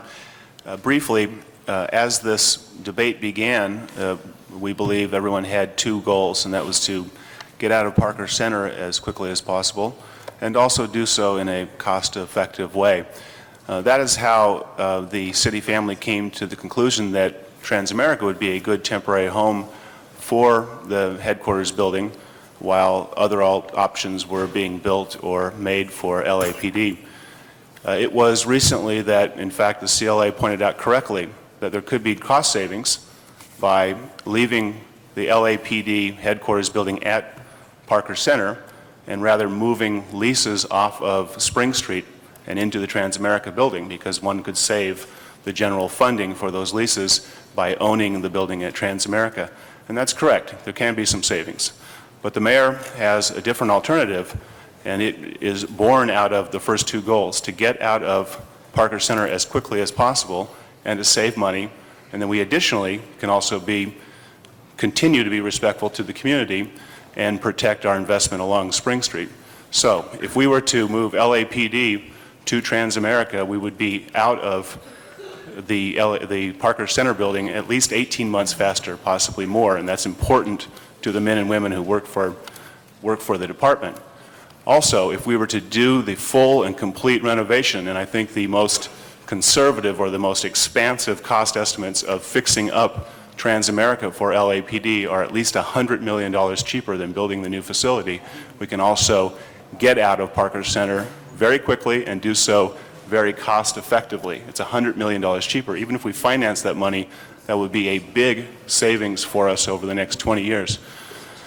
If we were not to build the brand new $300+ million building at First and Alameda, that also leaves for us 3 to 4 acres of land there as a gateway to Little Tokyo, and it gives us an opportunity to sit down with the Little Tokyo community and say, let's have the city and the private parties, the community, work together to do some sort of RFP process, and we will evaluate the RFPs and we will do a gateway public-private partnership to do something, an amenity on those 3 to 4 acres that is consistent with the community rather than putting yet another big bulky government building into the community. And then finally, if we were to move LAPD again out quickly and cheaply down to Transamerica, that would put us in a position, and rather than vacate out the Spring Street corridor very quickly over the next 12 months, we can work with the Spring Street community, the historic core community, and come up with an exit strategy, if that's the will of the city family, to move out, but do it over a term of years so that we protect this investment that we've made over the last several years. Because again, we are on the verge of very great things downtown in protecting that historic core as well as the facilities that surround. So that essentially is the mayor's position. I wanted to do it very briefly. I'll be available for questions. Ms. Perry. Thank you very much, Mr. President. I rise today after over a year's worth of work with the Chief Legislative Analyst in the Mayor's office, directly with the community of Little Tokyo and surrounding communities on this issue before us today. I am supporting the purchase of the Transamerica Building and Plan A with the following amendment, that the Transamerica Building will become the permanent home for LAPD headquarters. If approved, these two proposals will result in a smooth transition for the police department, the preservation of the historic core city leases on Spring and Broadway for a few more years, and open up the city-owned property at 2nd and Alameda Streets in Little Tokyo in the Arts District for mixed-use development. We had a charrette last year that lasted a day with the Little Tokyo community and the arts community, and it resulted in a very useful report about what the community felt and believes that it would need. And I believe that if we arrive at that point, we could create an RFP based on the recommendations in that report to date. Plan A with the proposed amendment consists of a parking structure at First and Judge John Aiso Streets, an emergency operations center, fire station, and personnel parking structure at First and Alameda, and the jail at the existing Parker Center site on Temple and Los Angeles Streets, a major point of sensitivity for the Little Tokyo community. The parking structure would be funded by the Special Parking Revenue Fund, and the remainder of the project would be primarily funded through Prop Q dollars. With the promise of a 3-year construction time frame at a cost of approximately $234 million, the Transamerica Building outweighs our other option, which is to build a brand new facility which might cost up to $305 million and may take 5 years plus to construct. I do believe that LAPD does need to move out of Parker Center as soon as possible, and this Transamerica Building allows for swift LAPD relocation. The 1,700-space parking garage at Transamerica provides adequate space for LAPD fleet services and employee parking. Additionally, the parking garage has a secured changing area with showers and lockers. Using the Transamerica Building as a permanent location would save the city approximately $30 million when compared to building a new police headquarters. The Transamerica Building does pose design challenges, but I believe they can be overcome through the land use process. Currently, the building does not provide a 75-foot setback for the police that is recommended by federal guidelines, and it does not have an existing designated area that could accommodate large public assemblies. And today I will ask the Bureau of Engineering to identify an assembly area during the building improvement process, as well as address the setback issue. A permanent move to Transamerica by LAPD will allow the city adequate time to develop a transition plan that is consistent with our historic core policy. Currently, the city spends over $16 million a year on parking and leasing space in the historic core at 6th and Spring, 2nd and Broadway, and 4th and Spring. Approximately 1,500 city employees occupy those buildings and supply the surrounding neighborhood with a source of revenue for its growing ground floor restaurants and retail. But this was never designed to go on for eternity. If we are to make this move, this presents a unique opportunity for us to capture the energy and enthusiasm in the real estate market in the historic core and plan for the future and make a transition that makes sense for the property owners there as well, because downtown is changing, it is more residential friendly, and is on the brink of true urban renewal. If the cities were to leave this buildings en masse without a plan in place, it might have a devastating effect on the historic core. I can stop now and then speak again later. Excuse me, Ms. Perry, was that an amending motion? I think I made 2 comments in there. Okay, well, the first one was to be, the Transamerica building to become a permanent home for the LAPD headquarters? Yes. Okay. That's a verbal amendment. And is there a second to that? Is there an additional amending motion in there? Yeah, I do believe I made a second comment. I have to locate it in my notes. If, let me get back to you. I'll press my button again and be ready to state it again in the record. Okay. And so people know I have Mr. Weiss next, followed by Mr. Garcetti, Ms. Gruhl, Mr. Radegosa, and then Ms. Misikowski again. Yeah. Mr. Weiss. No, I lost my place. Where did I stop? Thank you, Mr. President, colleagues. It's somewhat ironic for me to be considering this matter at this moment, because this morning I had the opportunity to do a groundbreaking for a private development project in my district. The new project at what many of you know is the ABC Entertainment Center in Century City, clearly some of the most prime real estate on the planet. And Creative Artists Agency is going to have their new headquarters there, a new extraordinarily architecturally impressive building, 790,000 square feet, private developer, highest of the highest end materials quality, anything you could possibly imagine. That's a $300 million building. And here we are now voting potentially on building and spending almost that amount of money, $250 million on a building a couple miles from City Hall in a part of downtown where it has basically become a white elephant. Every real estate professional that I have spoken to who is disinterested in this process over the past several weeks, and I have asked many real estate professionals, have all had one response to me when I've informed them of the city's tentative plans here. That response has been, "You've got to be kidding me."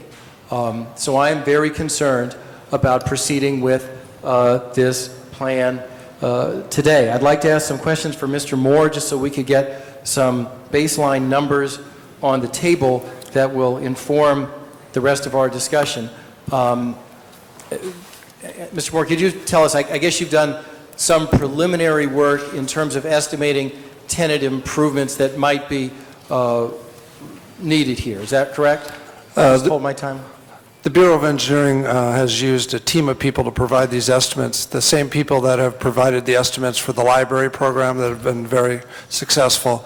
Same with the other bond programs that where we do the preliminary estimating up front and trying to meet the numbers, and do meet the numbers. And for the Broadway building, for the police to move there and have it as a permanent headquarters, the estimate, including all cost, is approximately $233,496,000.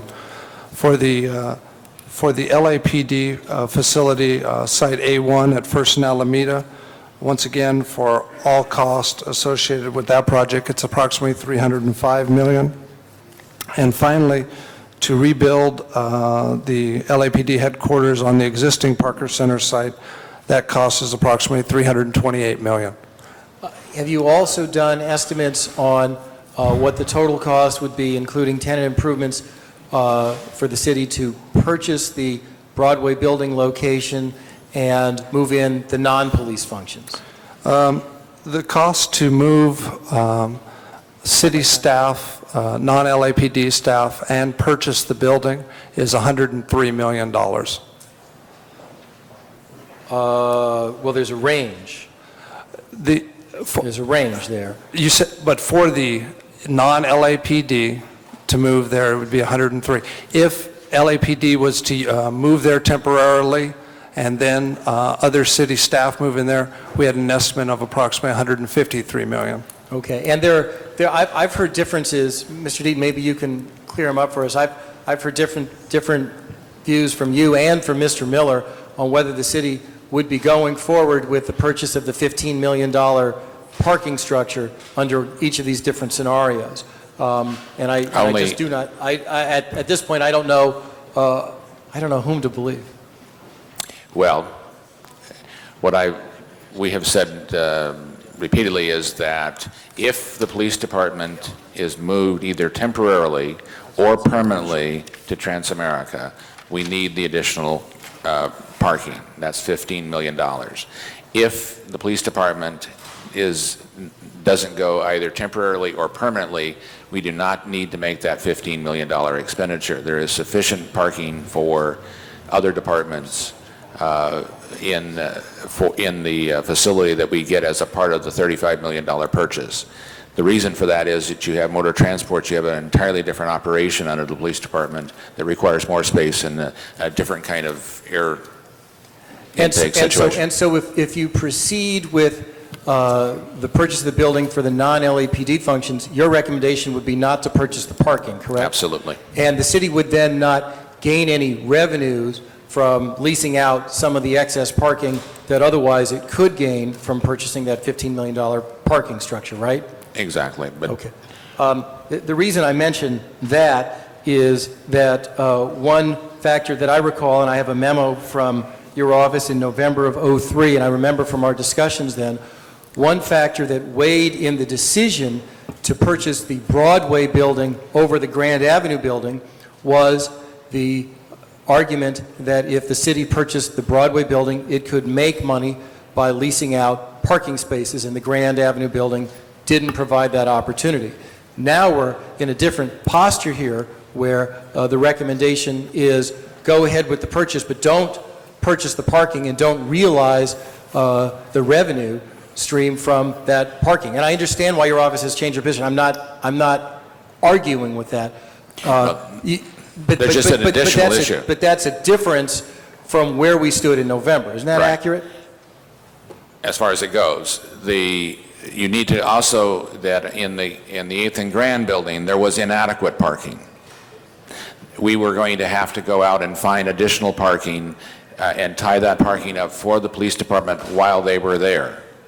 And what we indicated is that in the Transamerica transaction, that we would have the parking, and that subsequent to the police department not being there, which at that point had been discussed as being temporary, that we would either have the choice of keeping the parking and attempting to get revenue off it, or we could in fact sell it at that point. But that for a period of time we needed that.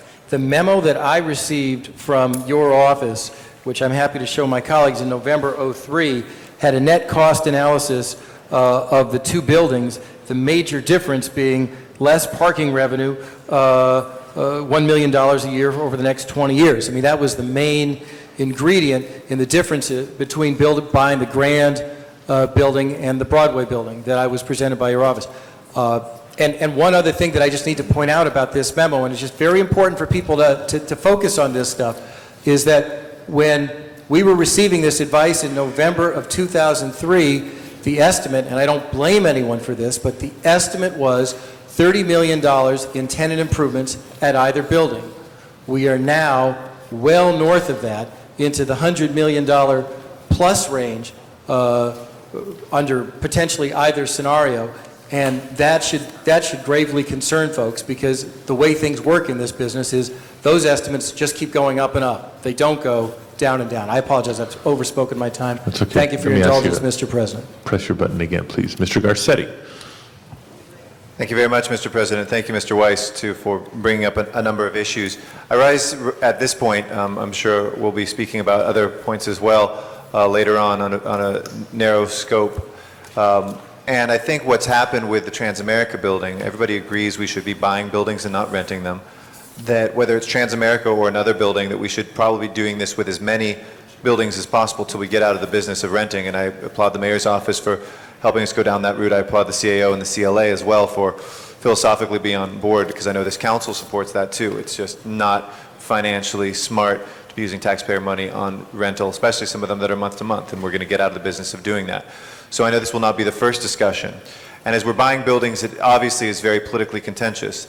The winners push their agenda, the losers push their agenda, and folks suspect anybody doing any analysis that somehow it isn't impartial, that there's analysis that is bought by folks who want to protect their buildings, that there is political influence that can be weighed on any of us. So I think one of the most important things, and something that I would throw out there to suggest, would be, at this point, I don't feel, talking to my colleagues, a lot of trust of the numbers. And it's not that we doubt them, it's not that we doubt that there are good people who have thought about them, but the numbers have changed so many times over time, and some of them, for those of us who are not real estate professionals, we have to do what Mr. Weiss said, is kind of talk to people who seem impartial about this and say, is this a good price for a building or not? What we might want to look at doing is something with a short scope, something that we look at a couple weeks or a few weeks, where we hire somebody who isn't anybody here in City Hall at all, as good as people are here in City Hall, something that would reassure the public and ourselves of a real estate professional looking at those price points, both for renovation as well as the price that we would pay for Transamerica or in the future, other buildings as well, and get that before us so that we can kind of breathe in and at least make that decision with full knowledge that these numbers are impartial. I appreciate some people have worked up to a decade on this move, and we have many other aspects of this to discuss, not least of which is where LAPD goes, what happens to the Little Tokyo community, etc. But just on the basic question of whether we purchase Transamerica building for this price and what that price is, I think we should move towards that to give everybody greater peace of mind. Was that a motion, Mr. Garcetti? Is there a second? Mr. Zine seconds. Ms. Gruhl. Thank you, colleagues. And I know a lot of you around this table have spent time in your other committees talking about this. And I was going through, I was teasing Mr. Deaton last night. I was reading the articles where he was so fondly mentioned several times in those articles. But I was going through the position and how we have changed over the last several months. I think there's general agreement around this table, around this horseshoe, that we want to provide the Los Angeles Police Department with the best location, the highest technology, everything they can have, because we all agree that Parker Center is not the place they should be, and they should get out of that building as quickly as possible. And so I think Ms. Misakowski did a good job of trying to have us separate the variety of issues. So my biggest goal is to say we want to help Los Angeles Police Department find the best location that they will have for decades, where we'll be watching those TV shows and they'll be showing the front of the building like they did years ago in Dragnet, that it's that kind of a building that we'll be proud of, that will be the most modern technology.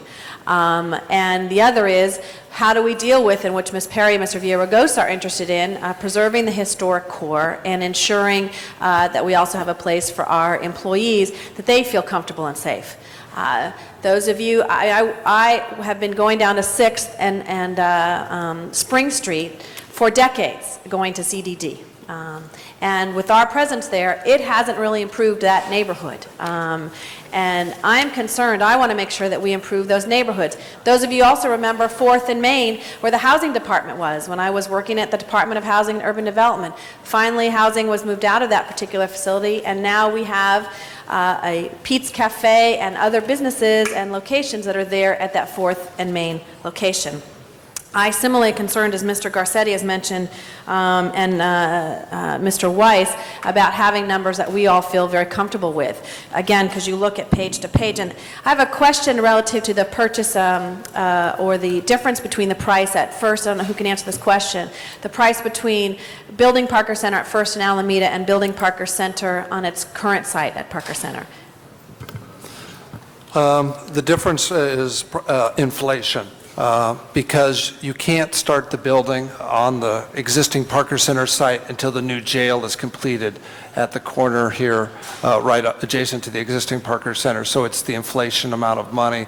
So what's the difference between the two, if you could just refresh our memories? It's $23 million.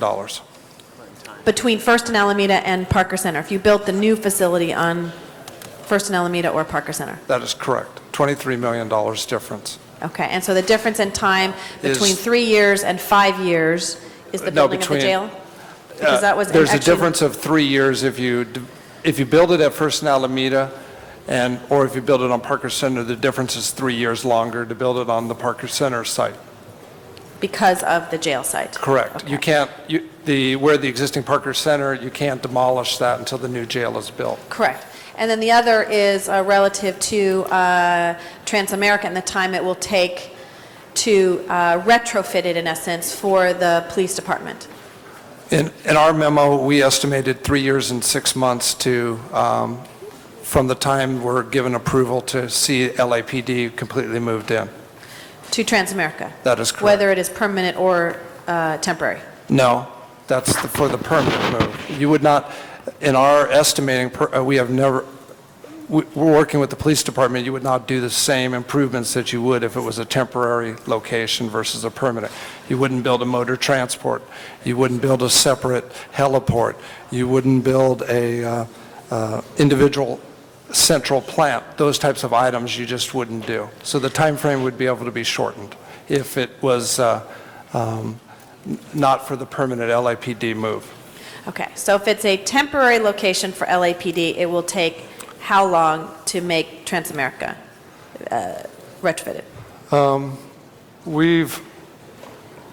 It would probably be at least a couple of years to get the police in there. I think I'm interested, and I'm going to lose my time in a minute, so I'll ask questions, but I think all of us would be interested in seeing it is, if you move to Transamerica and it is a temporary LAPD location, time and cost. If it is a permanent LAPD, time and cost, and if it's First and Alameda, time and cost, and similarly, Parker Center. I don't know if we can easily provide that to us, would be very helpful, I think, to all of us. And I know, again, I'll have other questions as I come back. Mr. Villaraigosa. Mr. President, members, I'm rising in support of and in conjunction with Councilmember Perry's proposal to acquire the Transamerica Broadway building and to relocate the LAPD to that site. I do so not because I think that there are black and white options before us.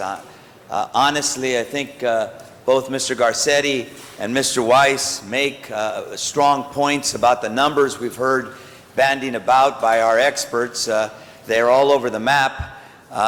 We believe that the project cost is, as Ms. Perry stated, about $234 million, and a 3-year construction schedule at the Transamerica site as compared to $305 million and a 5-year construction schedule at the First and Alameda site. And that's what we understand to be the case. It may be that the numbers are different, and given that both colleagues have raised the issue that the numbers have been all over the map, that's something we'll have to sort out. My concern, you know, members, we talk a lot about keeping the economy alive. I know that some of us were very passionate about keeping money for the business tax reform and the like. You know, the historic core is an economic engine for the city. It's also the place where one of the few places where there is public space that we've preserved and that we're beginning to adaptively reuse and create as a place of not only 24-hour living, but a place that we can celebrate and restore again. We're getting to a critical mass there. When we talk dollars and cents and obviously city budgets, that's what we're supposed to do. We have to look at what the cost is for any of the identified options. But the cost that we're not talking about is the cost to the city, to the economy that comes with abandoning that historic core. And that's an important cost that hasn't been measured. that we haven't talked about, that we haven't bought the economic metric experts to put those models together, and yet those are important costs that we have to, I think, consider as well. This historic core is getting to a critical mass. I was talking to a colleague a few moments ago, and he said, God, we're there. The city employees that work in the historic core come in Monday through Friday, they're there from 8 to 5, and then they're gone. They're not really contributing. Truth is, they are really contributing. We're paying rent there. They're buying lunch there. They're beginning to buy homes there and rent lofts there.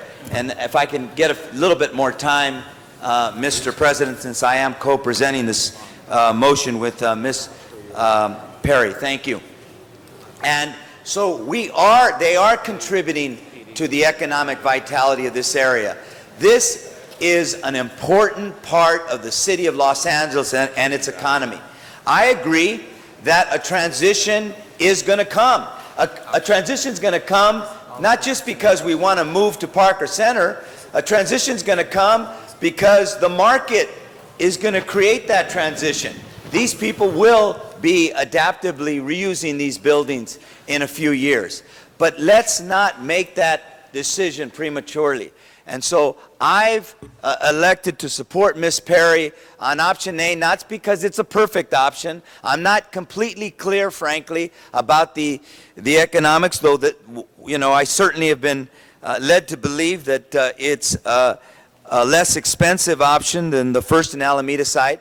But what I am clear about is the economic devastation that will occur if we just move wholesale all of our city departments into out of the historic core. And so I ask you to look at that. I think that issue matters. It's not just the economic dollars and cents of the options, it's also the economic impact to the city's economy, to the region, and to our dream of revitalizing that historic core as well. Ms. Miskowski. Thank you, Mr. President.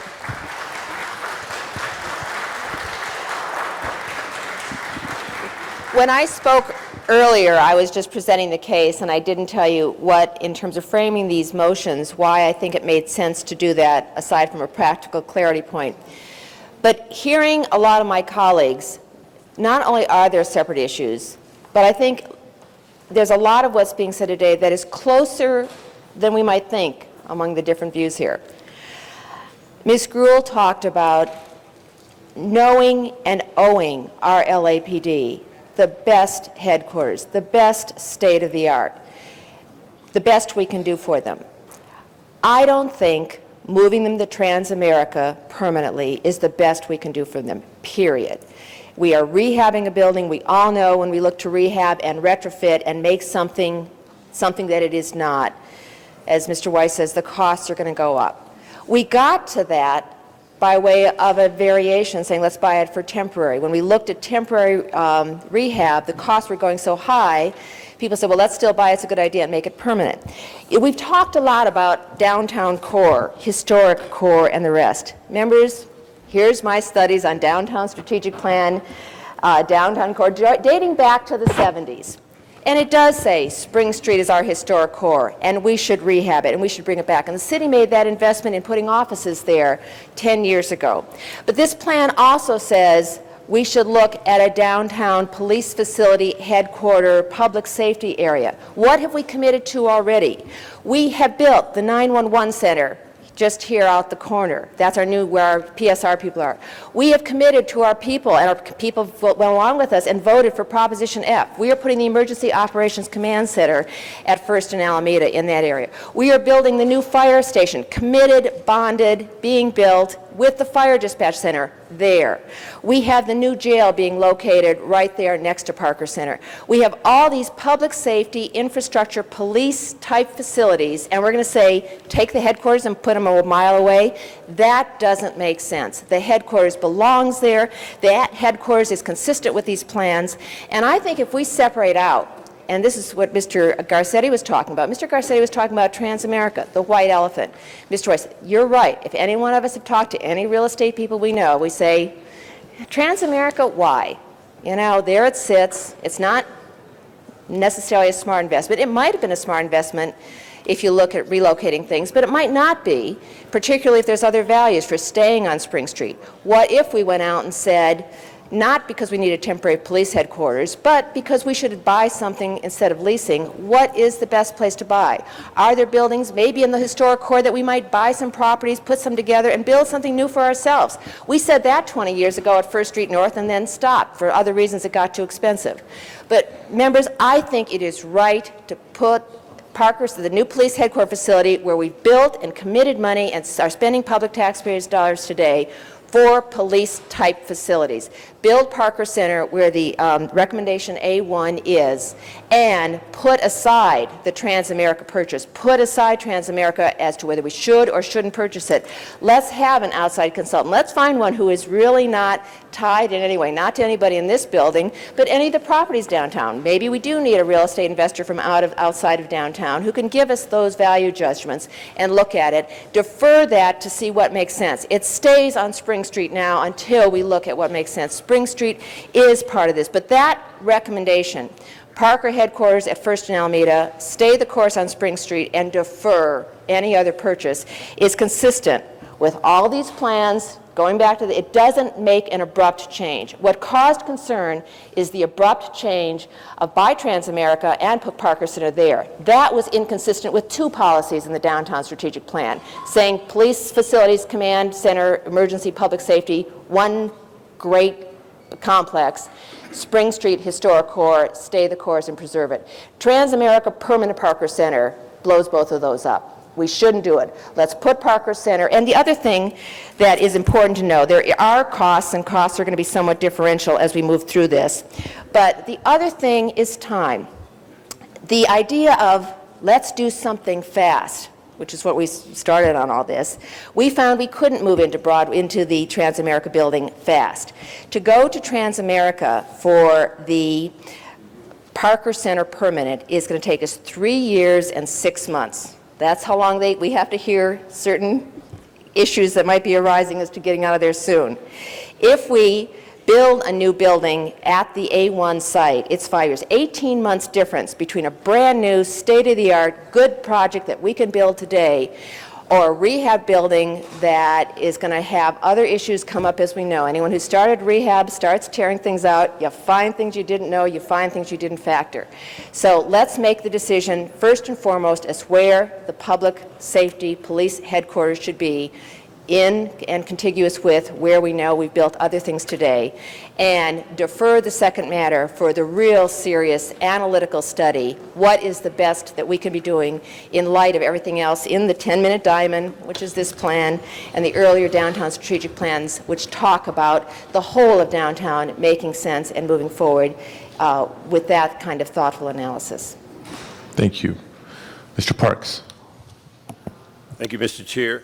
Having sat on, I think, 3 committees, I probably have heard this presentation before, but one of the things I think is so important that we not lose sight today is, number one, we have realized that over the years the city has been criticized significantly about not buying property but leasing. And I think when the tab got up over $60 million, it became obvious to many of us that we need to buy some property.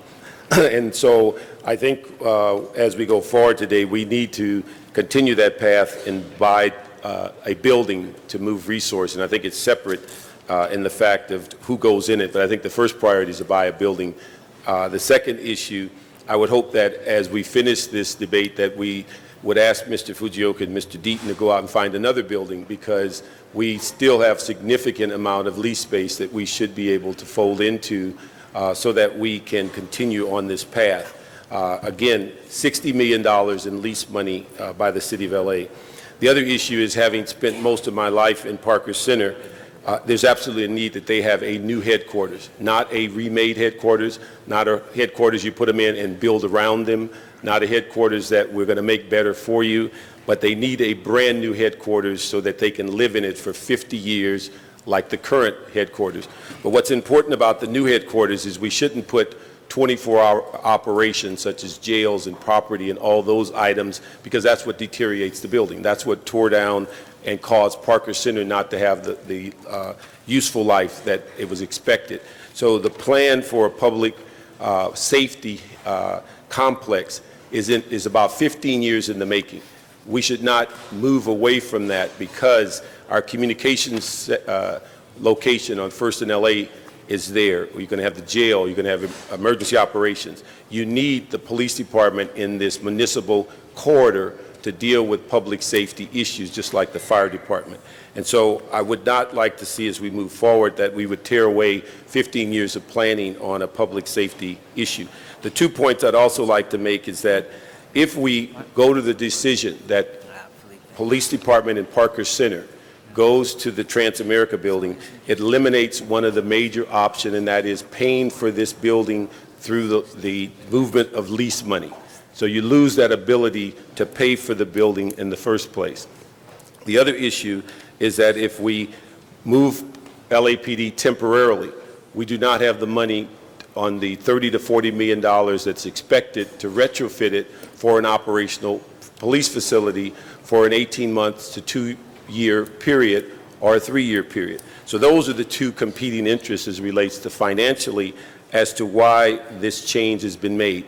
The final point I'll make is that with the public safety facility at First and Alameda and a Parker Center at 12th and Broadway, the amount of operational cost that you will expend on a daily basis to protect all those facilities is astronomical.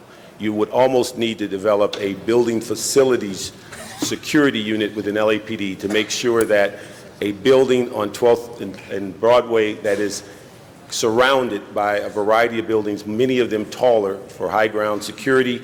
And when you think about the number of demonstrations, the amount of activity, you would not want to bear that cost. In Central Division, the few cars that they have the ability today to put in the field would just dissipate and disappear as it relates to providing day-to-day services. So I would recommend, again, the two major points: that we buy Transamerica, number two, that we build a brand new facility, a facility that LAPD deserves and that will house for well over 50 years.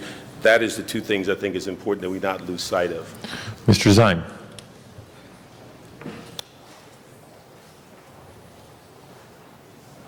Thank you, Mr. President. Colleagues,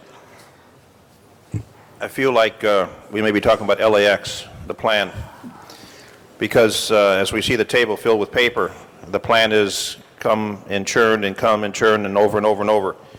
And I know there's been a lot of study. And I remember 1968 walking through the entrance at Parker Center, and it hasn't changed much since 1968 to today, except they did away with the rotary phones and went to push-button phones. And they put some computers in. The rest of the facility basically stays the same. The Records Identification Division, the record was so thick and so heavy that the floor was sinking. They had to move it into the ground floor before the building collapsed.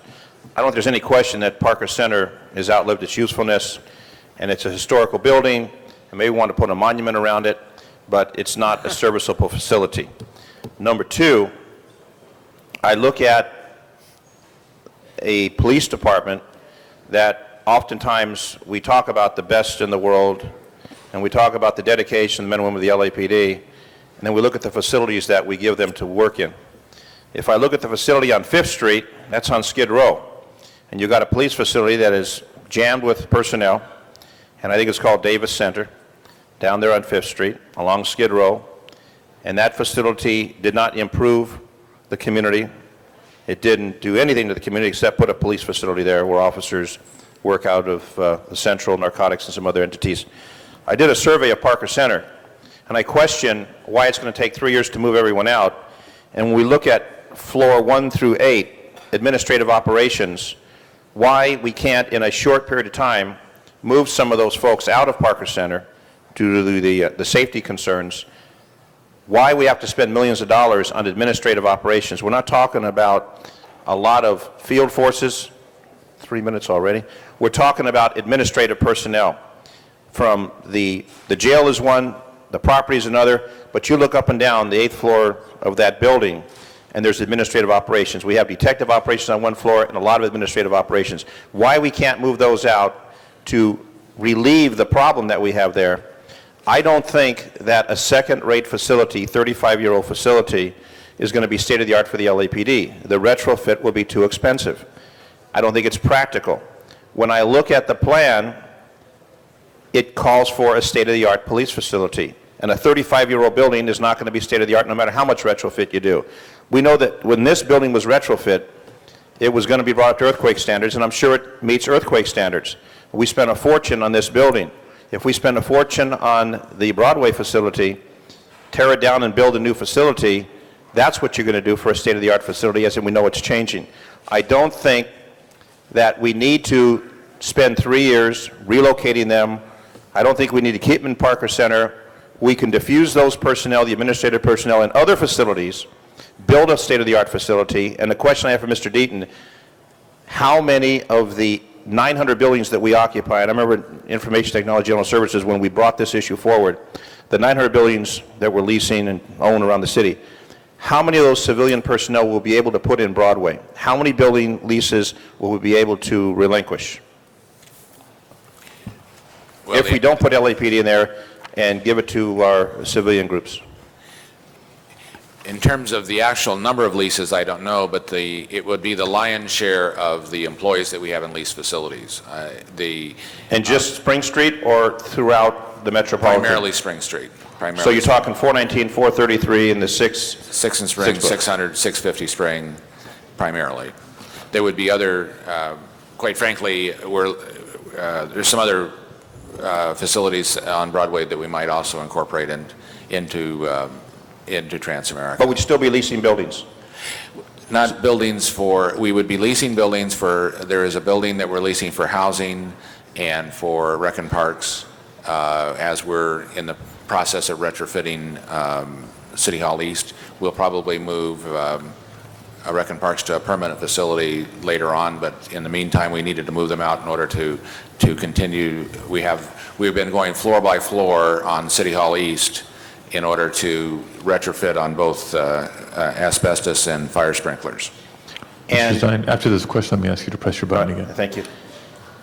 So purchasing Broadway facility will not permit us to relocate all of the city personnel that we have in all leased buildings. Right, but some of those leased facilities are, because they are in neighborhoods and they need to be scattered throughout the city. It's not a base operation.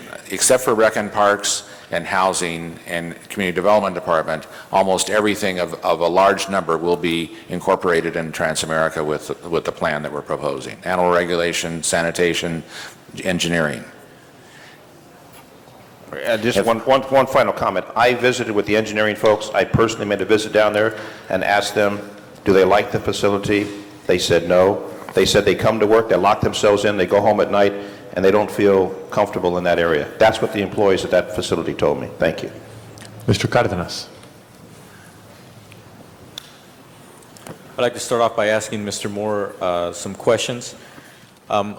What is easier to estimate more accurately, a renovation or a new building? A new building. A new building. Yes. On a newer building, maybe by the time all is said and done, granted there not being any horrendous findings in the process of building a new building, it could be 5, maybe 10% difference. That might be normal in new construction.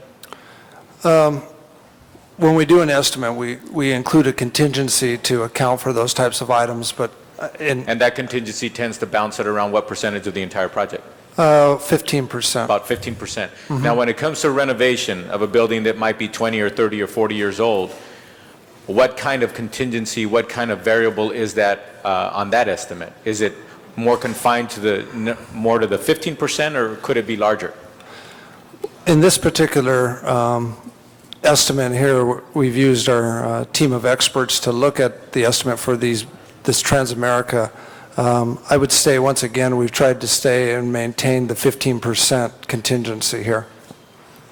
But it's more volatile when all is said and done by the time the project is in place and actually going through than a new construction. That's correct.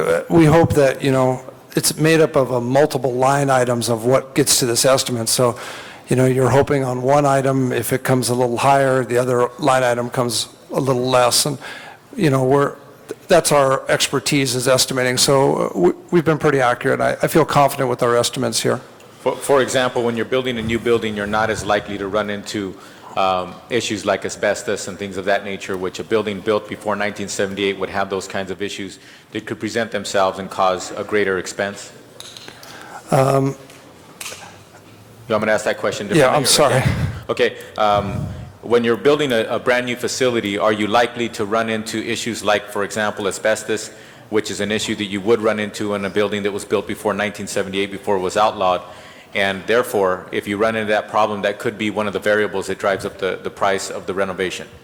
Yes, asbestos could be an issue. My understanding is in this purchase, the owner is saying that the building has been abated for asbestos. A new building, yeah, you would not have that issue of asbestos. And also you could run in, the problem with owning a building, for example, when it comes to an issue of asbestos, even if the previous owner said that they mitigated it to a certain degree, and then you end up finding out that there is asbestos, as the new owner, you're responsible for mitigating that. Now, whether you go back to the previous owner and try to get them to cover the cost or what have you, you still have to mitigate that. You can't say, well, not my problem.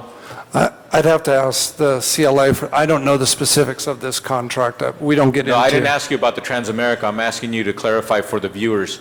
When it comes to an issue like that, you cannot say it's not my problem. If you run into an issue of asbestos, you own the building, you have to mitigate it, correct?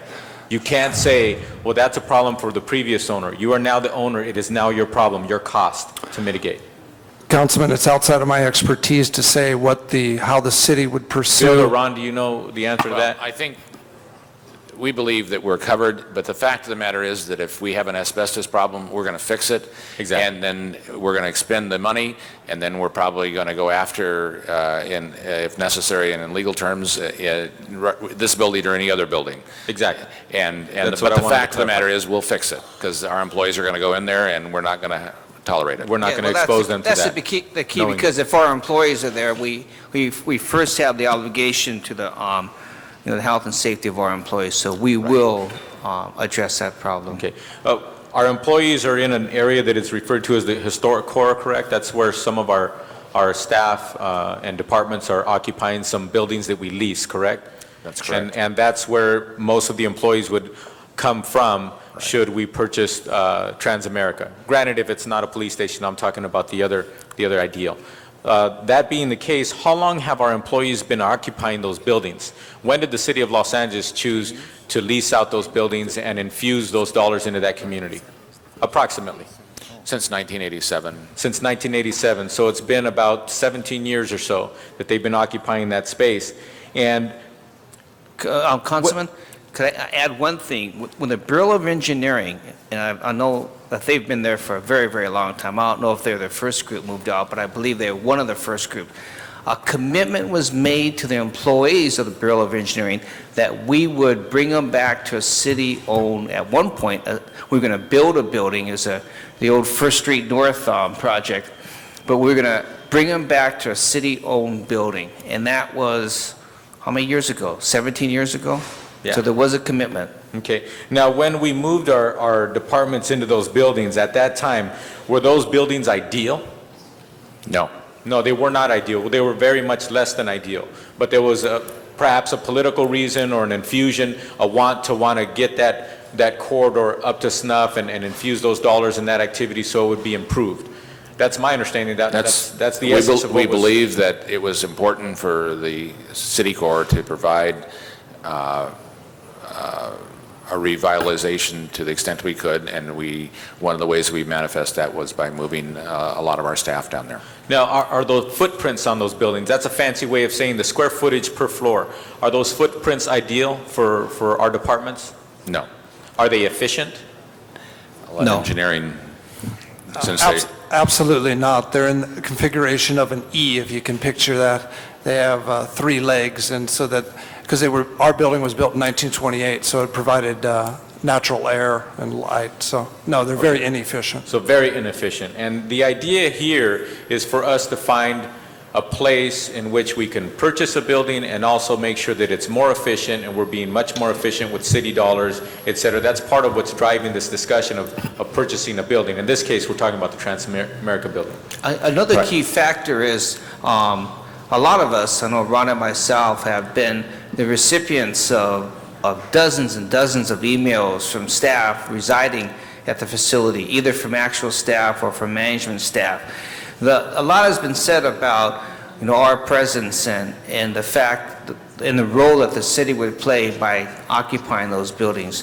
I think equal light should be placed on the partnership that should exist between the individuals who own those buildings and the fact that we lease the space. And we can also present tons and tons of documentation from our management staff and staff again at these buildings where they've asked for simple things to be fixed from the HVAC system and from problems with leaky pipes and toilets that don't work and other basic, very fundamental, I would say, kind of improvements or maintenance issues that have not been provided by the landlord. This is their themselves. workplace you're But in describing. direct response Yes. to your question, yes, we are more efficient and cheaper. This would cost us less money, and it would be more efficient for the employees and a better working condition. And long-term, a better Absolutely. investment, long-term, Yes. with city dollars. I want to close by saying that when this issue came before this council, while I was on the council, I was definitely for making sure that we move forward somehow in some way to make sure that our police headquarters gets built, a brand-new facility, not a used facility, not a retrofitted facility, for a lot of reasons. In addition to that, I was, at that time, not convinced that we should even move our people out of the historic core. Since then, I realized after being in committee and the questions and the answers here today, the historic core, at least in the buildings that we've been occupying, are certainly not the place for our departments, and certainly not for the place for the people who work for the city of Los Angeles. In addition to that, however, I'm still not convinced that the answer to purchasing a building and moving those people out and into the Transamerica building is in fact the right answer. I was hoping to get to a point where I could in fact support that, but at this time I'm still not convinced. I feel better about it today. There have been some questions that are answered. In all fairness, the Transamerica building, when you look at the real estate aspect of having better footprints, you're talking about what, 42,000 square feet? 47,000 square feet per floor. That's much, much more efficient than what we have in the historic core, where people have 10,000, 11,000, 12,000, 15,000, 17,000 square feet. It's mixed and matched. It's not efficient. We're wasting money there. We should not be there. But whether or not we should be in the Transamerica building, I still don't feel confident that that's the place to go. Thank you, Mr. Cardenas. Mr. Smith, followed by Mr. Labange, Mr. Reyes, and Mr. Ludlow, and others to follow. Thank you, Mr. President. I'm looking at this as buying a used car, and we know when you buy a used car, it's going to end up costing you more in the long run usually. We made a mistake like that a few years ago, not us, not this council, but the previous council, in the early 90s when we bought Manchester Training Facility for LAPD. We were told, or the council was told at the time, it was going to save about $4 million to buy that facility instead of building a new one on a site we located out in the San Fernando Valley. And the council rushed in there, and we ended up coming back and spending about $20 million above and beyond the plan to fix all the problems they found at Manchester facility that they didn't think about when they rushed into this deal. It wasn't a good deal.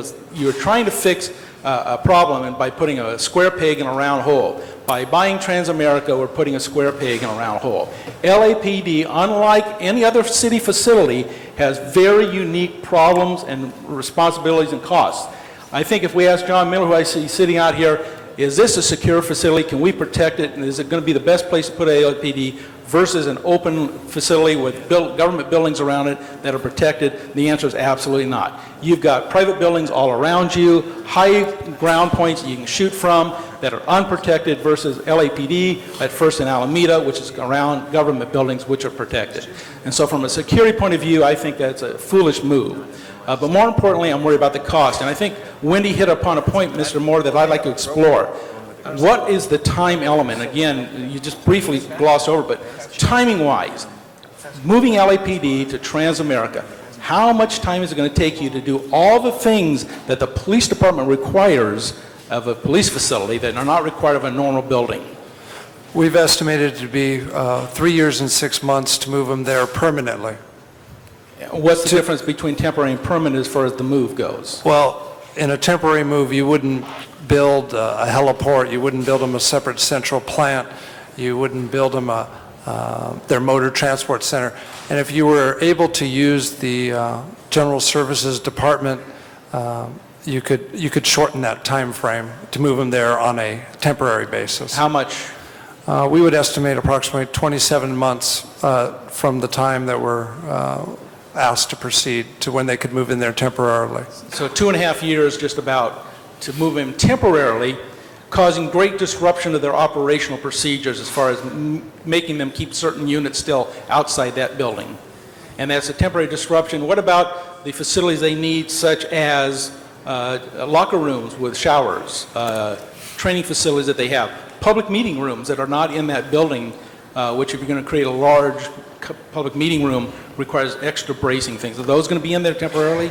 Once again, that's why we said the cost estimate ranges, because if you build it out as a home for non-LAPD staff, there's going to be one number. Every time you add more to the temporary location for the police, the cost goes up. And that's exactly why, people say here today that the numbers are changing. I disagree with that. There's a range of numbers, and these are complicated issues. So I just, But are those issues that I just addressed, are those included in the temporary building? in the temporary building, that's why we gave a range. It could be as simple as, building it for the city staff that would come in and no accommodations for LAPD, which I think would be difficult for their operational. So there has to be some type of dollar spent, for interrogation rooms, for, like you say, lockers or so on. That's why we said the range of cost varied for LAPD to move there on a temporary basis and then backfill with city staff. Okay. And so at the minimum, we're talking 2.5 years, and for every one of those elements we add, it's more money and more time to accommodate that. On the temporary basis, on the permanent basis, it's 3.5 years. And Correct. the new facility would take about 4.5 years. No, so we're almost 2/3 of the way through building a new facility by the time we get them in there in the first place. Right. And then we got to move them back out again. Right. And I know if you purchase Transamerica building and use it for other city departments, you save money on leasing. If you use it for the permanent headquarters for the police department, you don't save that money on leasing. And so there's an additional charge. In other words, you're foregoing savings in the neighborhood of $7 million a year. And that's why these two issues are coupled. I also, real estate experts notwithstanding, the choice here is to proceed to continue to lease at a cost that is someplace in the neighborhood of $6 to $7 million more than we're doing now, and go to a more efficient facility. That's on the other city departments. The choice on the new facility is you're going to be able to incorporate all the important things that the police department needs from the ground up. If you look on the map there, you can see that the police department facility is just north of there is the Department of Water and Power. From a security standpoint, you have a whole enormous, 4 or 5 city blocks there that are ours, the city of Los Angeles. The security issue is far superior to the Broadway situation, and at the end of the day, will cost less money. I think that summarized how I feel, certainly. And I think Ms. Miskowski made a very good point. Is we've always had in our plan for decades now, LAPD was going to be in the central core of the government offices in the city of LA. And that's where it belongs. It belongs in its own facility, one built for police purposes, police uses, designed for the needs that they have, which are very different from any other government entity. They have tremendous differently needs, and that building down there on 12th will never ever work to meet all those needs. I don't see how that works out. So I agree with you on that. One final point, and And I just want to comment on Mr. Villagrosa's comments about the historic core. We've made a commitment for over a decade, 15, 17 years now, to invest in that area, particularly at times when it was being disinvested in. That you couldn't, the vacancy rate was very high downtown, that downtown was crumbling. We've invested as a government, as a city, to keep it alive. It is now not only just alive now, it is very vibrant. What we bring to the table is no longer the economic incentive down there to grow, but really keep it at a level that it is today. And the reason is that we bring employees in, they come in and buy lunch, and they leave. They're not there on the weekends, they're not there at night, they're not investing in community, they're investing in lunch. And it's time now to let that area grow to its greatest capacity. And if you go down there on the weekend, it is vibrant, it is active. There are people all over the place walking around. They are not city employees. They are people that are coming there to participate in the lifestyle of Broadway in the area. And we have done a great job of bringing it back to life, and it's now time to let it bloom.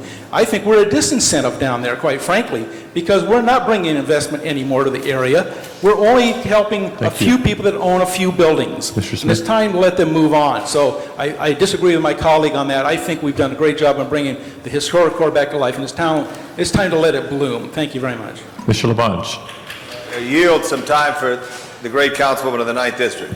Thank you, and I appreciate the debate that's taking place today, but I also think it's important to remember the community that we're elected to serve. And for myself and Mr. Villagrosa, this is a very personal story because these are the people that we serve on a daily basis, and I want to recognize them now. We have many representatives here from the Little Tokyo Coordinating Council, and I ask that they stand up, please, and be recognized. Representatives from the Historic Core and Neighborhood Council and the Chinatown area, and representatives for the Go for Broke Educational Foundation, which is a division of the 100th, 442nd MIS World War II Memorial Foundation, and representatives also here from the Historic Core Business Improvement District. So these are our community members. These are the community that we serve on a daily basis, and I think it's important that we keep our perspective on whatever decisions that we ultimately make. They have to live with it. Thank you very much. Mr. Labange. And I'd like to make a request that at least we have a bit of time for those who wish to speak to be able to speak today on the record for a short period of time, Mr. President. Well, let's give Mr. Labange his 2 minutes that are left, and then we'll entertain that question. Thank you very much, and thank you, Jan Perry, for your leadership in the City Council on issues related to the Civic Center, on issues related to Little Tokyo, on issues related to downtown. A couple of quick questions. What is the square footage of Parker Center right now? 350? 270,000 square feet approximately. 270,000 square feet. How many people work at Parker Center? Would you like to have LAPD come up? That might be a good thing. Sure, I love the LAPD. See, Jerry, it's your chance. Just going to ask some questions. What is the square footage of Parker Center? It's approximately 270,000 square feet, And number of people who work at Parker Center? approximately 1,700. 1,700. And what is the size of Transamerica building? I I'm getting believe it's just questions under answered today. 500,000. 500,000. 500,000. So double the size. And how about the number of people who are projected to work in Transamerica from LAPD? Approximately 2,400. 2,400. Okay. Thank you very much, Chief Papa. A couple of questions. I want to tell you the most important thing in my decision here is that the LAPD be in the Civic Center. To be in the Civic Center. These great badges that these police officers have this City Hall on those badges. Why? Because they used to be housed in this building. And my grandfather used to work in this building on the 21st floor, Metropolitan Division, at that time, 1939. But we have a problem right now. We have to build a new building. And I support what Councilmember Parks spoke of, is the fact that it needs a new first-class building, period. No built around, no kind of backdoor building, a real building. I support that. I support what Mr. Zine was speaking about as far as separating, or maybe it was Councilmember Parks, the administrative, or to cut the 24-hour building out. which is there, which is so important.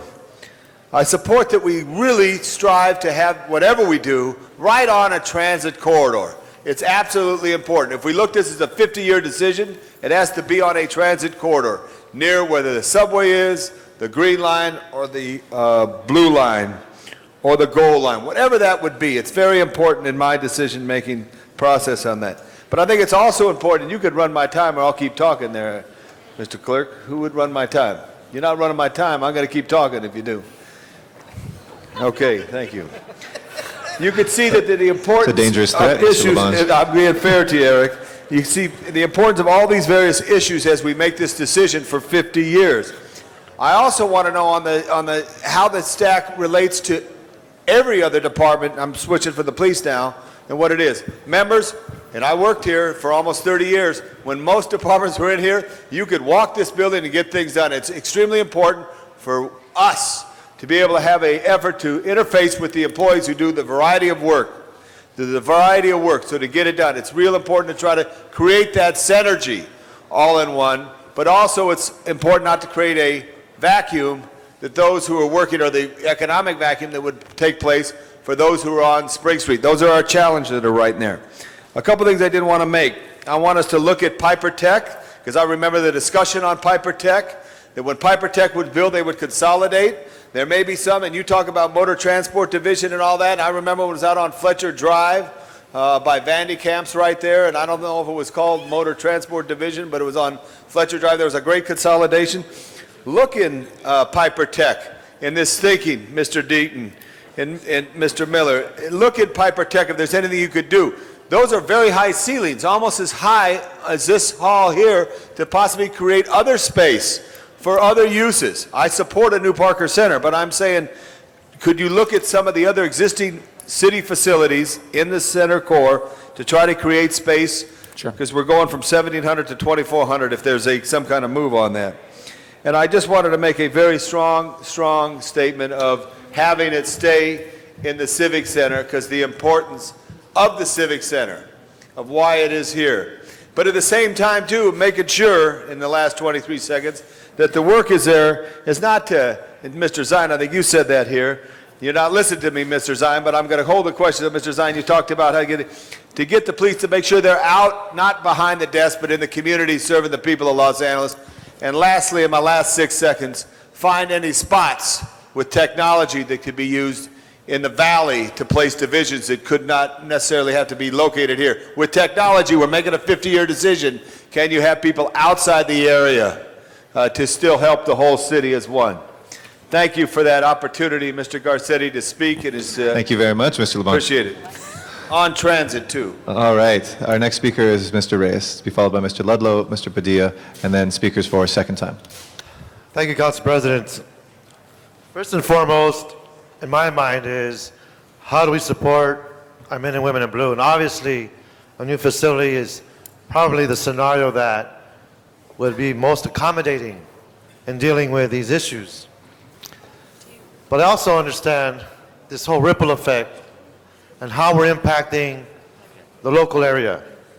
I respect the work that both Councilor Perry and Villaraigosa have been doing. And in a way, I feel like we've been looking at this in different pieces. And this holistic approach needs to be further refined.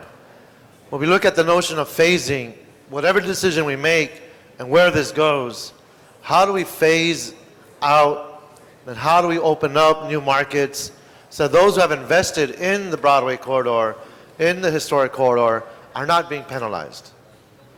We have hundreds of units right now on the drawing board. We have some exciting projects just on the other side of the freeway. So the whole area is evolving in a very, very quick way. With the adaptive reuse, a lot of the older office buildings are turning into residential structures. This is a whole new level of energy that I'm not sure we really grasped in terms of what these changes mean. So from a land use point of view, this is a historic juncture. How we start dealing with the traffic when we're transporting prisoners, providing parking for those who are dealing with the civic duties that we have in this core. How do we alleviate those pressures? The notion of creating an urban village around Little Tokyo is a very viable one. So where are the points of compatibility? I'm not sure that we've really recognized those kinds of details. One question that does linger in my mind is, when we talk about Parker Center, we talk about a 50-year-old building. Yet Transamerica is 35 years old. So at what point does that become obsolete? And then we start talking about the cost of materials. Steel has gone up, it's been written up, and many documents, many analysis in the press and everywhere else. Steel is multiplying in value. Our wood is being hijacked in such a way where the cost of those materials are pretty high. Are our current numbers real? What are we really buying? So again, these are open-ended questions. I'm struggling because I see the citywide point of view. We need to concentrate our civic center with our police, enhance the security, but at the same time, at what cost to the local community? At what cost to the notion of an urban village around these centers? Are we really linking them in a manner that is being leveraged to the extent that we're getting the biggest bang for our buck? Those are the kinds of details that still linger in my mind, and I appreciate this dialogue, but I hope in the discussion we can start answering those questions. Thank you. Thank you, Mr. Reyes. Our next speaker is Mr. Ludlow, to be followed by Mr. Padilla and Ms. Perry. Mr. Ludlow. Thank you, Mr. President. It's been almost a longer discussion on this one item than we did on the whole city's budget the other day. So but this is a big item, and this is an important item, and I want to also congratulate and appreciate all the work that our council member from the 9th District, Jan Perry, has done on this, and all the staff that has pushed hard on this, and people who have really been trying to bring the best interest of the city forward. I just consulted with the Police Protective League, because I think it's important that they weigh in on this, and they have Plan V, which would call for a new site at Venice Beach, and so I didn't, maybe, you all right with it? All right. This is, there have been a couple of colleagues that have mentioned time and time again about the separation of the issues, and Councilmember Misakowski led off with it. And colleagues, it's very difficult not to do that, and I think we need to start with that. There's a real estate decision that needs to be made here, and I think the city needs to make a real estate decision based on real estate information. And I also do believe that one thing that I haven't heard in the discussion, and again, it's just, this may have been discussed, these items may have come up at another time, but is if the city needs to relocate employees, and if that's something that in an operational level, we need to do that, and it makes good sense to do that, and that we're paying rent and paying leases around the city, that we can consolidate and move into a facility, then I think what we ought to ask is that discussion come back in that context, and that it come back with real good information that lays out a long-term forecast. How many dollars will we save as a city? Is that a good investment for the city? How many employees would move? Where would they move from? But let's do that discussion in and of itself. The second discussion, which I am very compelled to vote on today and excitedly vote on today, is the construction of a brand new police headquarters for our police department. And I am glad that Councilmember Labange asked the chief to come up to talk on behalf of the police department. I'd like to get a sense of how the police department feels, and I know that there's a little difference of opinion here and there, but just candidly from an operational standpoint, if we could just focus on that, not the politics of it, but just operational standpoint. Can we do that? I know that'll be an amazing moment, but just from an operational standpoint. From an operational standpoint, we made a presentation to our police commission several months ago, and they voted on it twice, that the preference would be to rebuild at our current site, to build a state-of-the-art facility at our current location.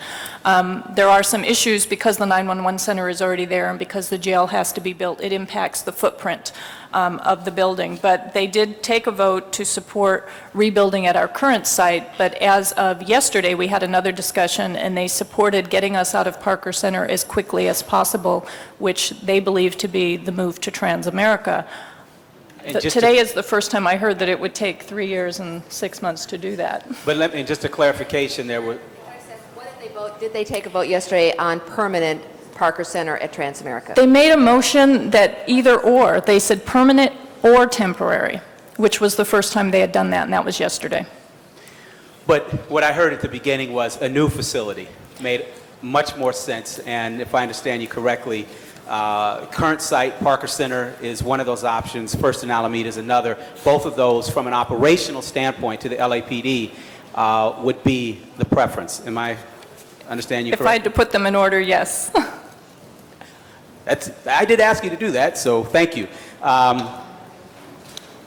Those two options for me, colleagues, and again, I think what has been discussed here, Councilman Garcetti mentioned it at the top of the hour, that we try to bring this back, and I know that there have been a number of motions that have come forward. We got 55A, B, C, D, E, and for me, colleagues, A makes the most sense in terms of where we need to go for our police department and operation of our LAPD command center. I think all the other discussions relative to a real estate decision, if the city wants to do that, which I think Councilmember Weiss is exactly right, we should do that in that context, and I would ask that we try to move this debate to moving the items on the real estate decision to a date and a time and when we have all of that information. And let's move and vote and give the confidence to the city taxpayers who time and time again say public safety is #1 issue in this city, and we have an aging facility. I'll never forget our last Inspector General stomping out cockroaches on that basement floor. And that wasn't too long ago. That wasn't too long ago. So hopefully we can move on 55A, and I would encourage us on B, C, D, and E to hold those items and come back with the right information. And I think at the end of the day, we may end up with a Transamerica in our cache of properties, and maybe that will be the best thing. Maybe it's the San Juan Bank building. Maybe it's something on Bunker Hill. I don't know. But if we want to move into that arena, we ought to have that discussion. I'm sorry, you Thank don't you, Mr. want Ludlow. Bunker Hill. All right. Thank you. Thank you, Mr. Ludlow. Our next speaker is Mr. Padilla. Then we will begin speakers for a second time. The order right now is Perry, Weiss, Misakowski, Park, Sign, and Gruhl. Mr. Padilla. Thank you, Mr. Garcetti. Colleagues, I want to stand up and say I agree with what Councilmember Ludlow just said, with what Ms. Misakowski has articulated, what Mr. Parks has articulated, and several others around this horseshoe. I do believe, and I know we're sooner or later going to enter into a complex series of votes, and let me suggest that in that sequence of votes to consider, the first should be whether or not we move forward on the First and Alameda site for the new Parker Center. And I think as we deliberate that decision, if we're looking at any sort of short-term options as to how we get the men and women of the Los Angeles Police Department out of their current Parker Center conditions as quickly as possible, the two options that we're being presented with are First and Alameda as a permanent state-of-the-art facility versus Transamerica. And there is a cost differential, there is a time differential between those two options, but I haven't heard any other options on the table right now. Is that fair to say? Yes. Okay. So then if the question becomes, do we go status quo, stay in the current building as is, as an option? Probably not. Do we go First and Alameda? Do we go Transamerica? I want to raise my voice in support of First and Alameda for a couple of reasons, including the cost differential that has been articulated. What is the cost of moving into Transamerica on an interim basis and then having to move back to a new facility, either at the current Parker Center site or the First and Alameda site? Number two, I think Mr. Parks was onto something that has been discussed very little around here. What are the security concerns about putting our police headquarters on a temporary or a permanent basis, for that matter, at the Transamerica site? We've only talked until this point about acquisition of the building. We've only talked up until this point about tenant improvements, bringing the building internally up to snuff. But there's a lot of exterior and surrounding concerns about having a police headquarters at the Transamerica building. As Mr. Parks has articulated, as I've been able to confirm with John Miller, the counterterrorism expert for the LAPD. But colleagues, above and beyond that, and I think that's hugely, hugely important, above and beyond that, I have an intangible to introduce into the equation here. What does having our police headquarters clear across town mean for oversight? The city, the mayor, the city council's oversight of that department. There's that phrase that says out of sight, out of mind. I think there's a lot to be said of having our current Parker Center so nearby in terms of oversight and in terms of accountability in government. We're in the middle of a consent decree right now where we're trying to bring about reform in our police department. What does it mean for oversight when our department that we're so importantly overseeing and trying to reform is clear across downtown? What does it mean for oversight and accountability when they're clear across town at a time that's so critical for the city of Los Angeles? I think there's a lot to be said for that. Mr. Villaraigosa, Mr. Cardenas, Mr. Smith, Mr. Parks, and Mr. Dudlow are the newest members of the City Council, and I'll end with this because I know my time is running out. But if we go back to the discussions that were very heated about the Rampart situation in this council, when we go back to not so long ago, the conversations about the consent decree about this council, just to look at what happened at Rampart Division as an example or as a model, one of the significant dynamics that was raised was the separation of the crash units from their supervisors. The separation of the men and women out in the field doing the work from those who were in charge of overseeing them and holding them accountable. This is a different situation, but I would argue maybe a similar dynamic, one that we want to take heed to or consider in our ultimate decision here. What are we saying when we put the Los Angeles Police Department headquarters clear across downtown, away from City Hall, when we need them to be here, accessible on a quick basis, whether something's on the council agenda, whether something's on a committee agenda, or when we need meetings with them to talk about what's going on a day-to-day basis with the department. Cost, security, oversight, and accountability, first in Alameda as the next location for the permanent police headquarters. And then I think it maybe not be a bad idea to go forward with what Mr. Garcetti suggested in terms of real estate consultant on a short-term basis to consider with the balance of what's before us today. Thank you very much, Mr. Padilla. Our next speaker is Ms. Perry, to be followed by Mr. Weiss and Ms. Miskowski. Ms. Perry. Thank you very much, Mr. Chair. This has been a very good discussion, a very dynamic discussion. But I would like to make a motion to move for a 10-minute public hearing so that the representatives of the community can put this story into reality for all of us, because whatever monumental decisions we undertake here, they have to live with it. Little Tokyo is already boxed in on two sides by government buildings, which have had negative effects on pedestrian activity in this community. This is one of the last 3 remaining Japantowns in the United States, and I believe that it is imperative that Mr. Villaraigosa and I continue to fight to preserve this treasure. The east side expansion of the Gold Line into Little Tokyo and Boyle Heights will result in an increase of pedestrian traffic in this community, and this offers us a unique window in time to build on this momentum, which is why we believe and are pushing so hard to provide a mixed-use opportunity on the 2nd and Alameda site and to adopt Plan A as amended. Okay. Thank you. Is there a second for that? Okay, Mr. Villaraigosa seconds that. Ms. Perry, just a point of clarification. We have items 34, which has to do with the police headquarters, 35, which is Transamerica. Would you move 10 minutes between the 2 stacks of cards or just on the former? I think it's just to combine them for Okay. the cumulative. What I'll do then, since we have Mr. Yeah, Mr. Villaraigosa? Just before, we'd move straight to the public comment period. Did you want to comment on that before we move to that, Mr. Villaraigosa? Yes, I would.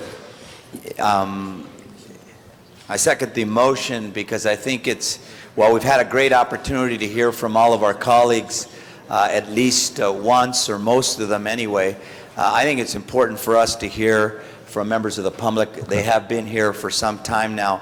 And I think it's important to hear from them because honestly, while there's been a great deal of important dialogue and discussion, I don't think we can be too cavalier about the interests of the city, as I've heard today, without also taking into account the interests of the communities that make up that city, and also the best interest of all of us. So I'd like to have some of the members of the public speak as well. Okay. Thank you very much, Mr. Villaraigosa. What we'll do is we'll begin with the pile 34. I'm going to take initially speakers both for and against. I'd like to invite Peter Repovich, Joseph Wong, and Jim Schutz forward. And if folks would like to come forward in groups, because we only have a 10-minute public hearing, we can see, and we'll certainly read all the names, but we can see the mass of people that are here on a given position. So we'll begin with Mr. Repovich. Great. And then after that, on the against side, we'll take Charlie Wu, Kim Benjamin, and John Murdoch. Please, Mr. Repovich. Council President, Honorable Council, thank you very much for hearing my point of view from the Los Angeles Police Protective League. I'm one of the directors there. I'd like to thank Councilman Ludlow for his attempt to move us to the beach, but I don't think he got a second, so we're in trouble on that one. But I'd also like to thank the committees. I think the committees did a great job in coming up with 34. And just for the record, the Police Protective League supports A1. We believe that our officers deserve a brand new Parker Center, and the community as well. This has been a long time coming. We've talked about a new building for over 10 years. I think we're less concerned about time, more concerned about the right place and the right building.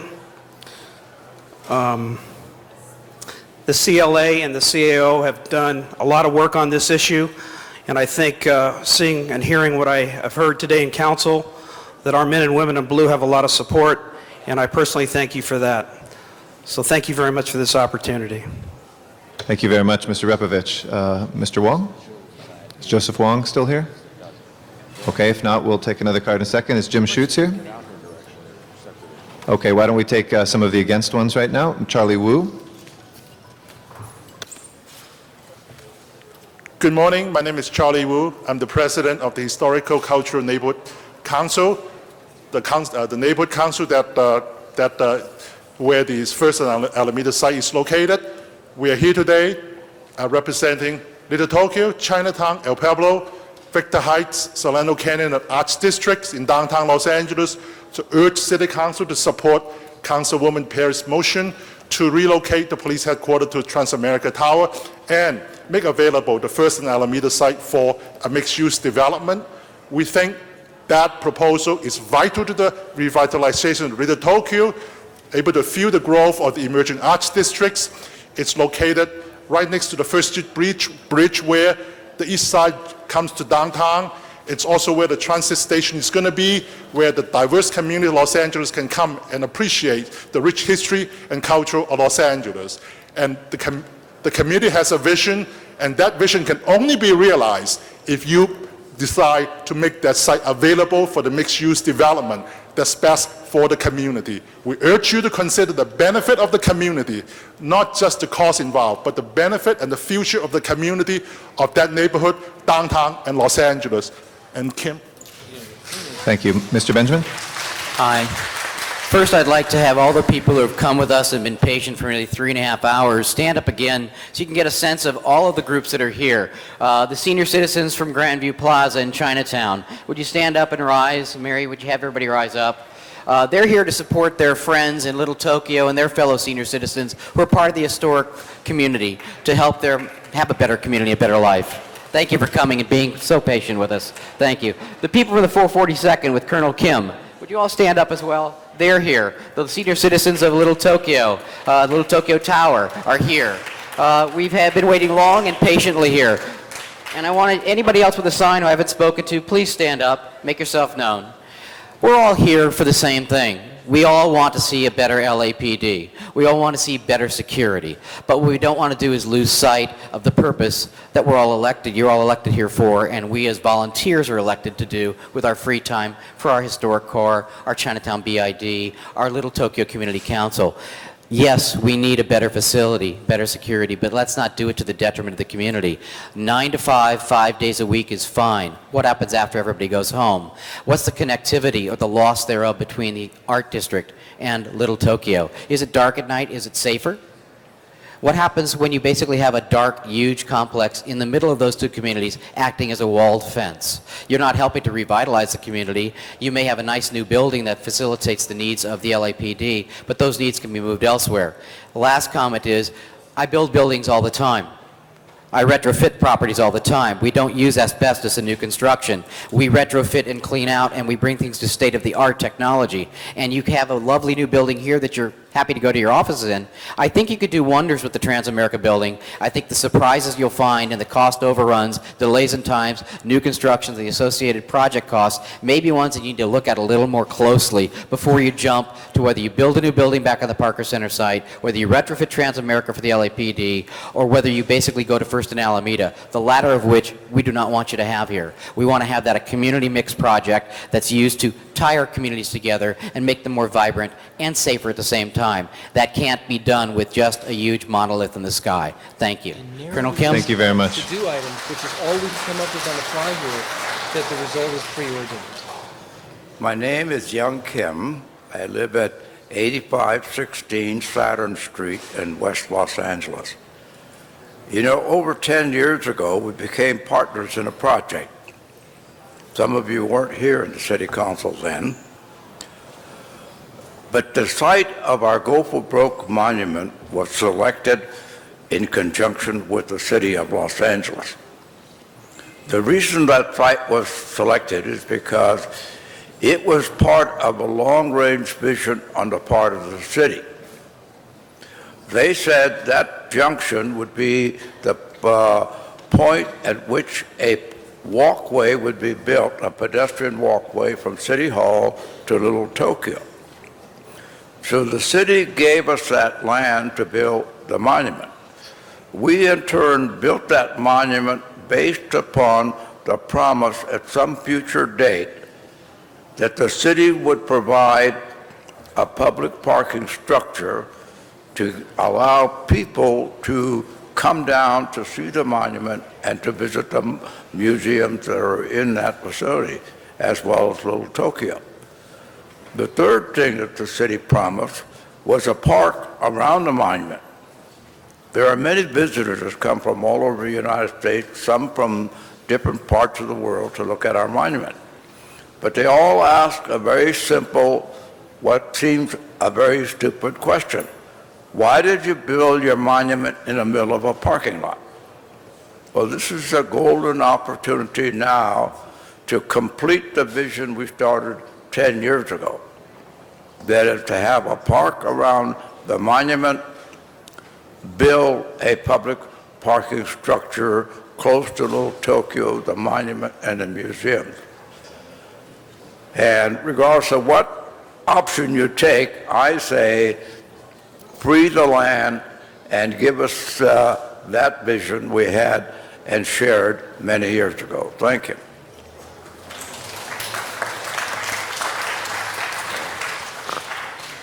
Noriaki Ito, Chair of the Little Tokyo Community Council. I'm here to represent the Little Tokyo Community Council and the entire Little Tokyo community, an association of nearly 100 businesses and organizations in Little Tokyo, in support of the proposed, now called Plan C, put forward by Mayor Han and endorsed by Councilwoman Jan Perry, which relocates the police headquarters permanently to the Transamerica Broadway building and allows for a parking structure open to the public at the northwest corner of First and John Eisel Streets. Little Tokyo has been a cooperative neighbor of the LAPD and support of the Civic Center for many decades. And while we understand and support the need to rebuild aging facilities, we are against any plan that either further reduces the size of our community or takes away any potential sites for new community development. I would like to remind everyone that the area east of Alameda, is not currently part of the Civic Center. Many years ago, when the current Parker Center was built, Little Tokyo was asked to give up some of our land for its construction. We ask that you do not do this again, and that the final plan that you decide on will have a good impact on the health of our community. The public safety issue is a very important issue for the city, but also we think that maintaining a good relationship with the surrounding communities is of utmost importance as well, and we ask for your support. Thank you. Okay, before our next speaker, I just want to get somebody also who filled out a card for the for side here. Catherine Brim. Is Catherine Brim here? Okay. Our next speaker then we have is Randall Murphy, to be followed by Kent Smith.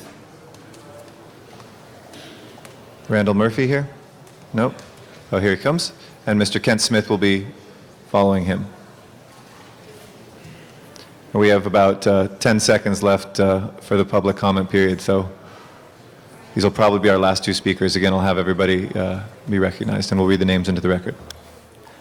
Thank you for this opportunity. The Museum of Contemporary Art would like to state our support of Plan A amended. Plan A amended best serves the museum, our visitors, and the surrounding community. The mixed-use public parking structure retail complex in Plan A amended will address both MoCA's and the Little Tokyo community's parking needs by providing convenient, affordable, and permanent parking at First and Judge John Issa streets within the center of Little Tokyo. Plan A amended also preserves the Central Avenue Art Park, a proposed green space located at Temple, Alameda, Judge John Issa Street, and First Streets, critical to the growth of the surrounding cultural organizations and to the community. We would like to see Little Tokyo continue to further the art, culture, politics, and commerce of Los Angeles. We believe that Plan A amended will assist us in this effort and urge the council to adopt it. Thank you. Okay, we are actually technically out of time unless there's a motion to extend public comment. I will read the names into the record. I'll make a motion to extend it for 3 minutes. Okay. But again, I want to urge everyone, not everyone needs to speak. If you could consolidate your speakers, speaking into groups, that would make it a lot more efficient. If I still need a second. Okay, I'm going to invite the next 4 speakers forward, maybe about 30 seconds apiece each. Catherine Brim was not here. Kent Smith, Carol Schatz, Steve Needleman, and Eric Kurimura. Hi, my name is Kent Smith. I'm the Executive Director of the LA Fashion District Business Improvement District. The LA Fashion District Board of Directors at their meeting of May 13th voted to support the recommendation to purchase the Transamerica building for LAPD and relocate the police headquarters there permanently. We want council to know that the LA Fashion District would welcome LAPD as a permanent neighbor in the Transamerica building. This plan also allows for an orderly transition of the historic core leases, which will lessen the economic impact of an immediate move of city employees from that area. Thank you. Thank you very much. Carol Schatz.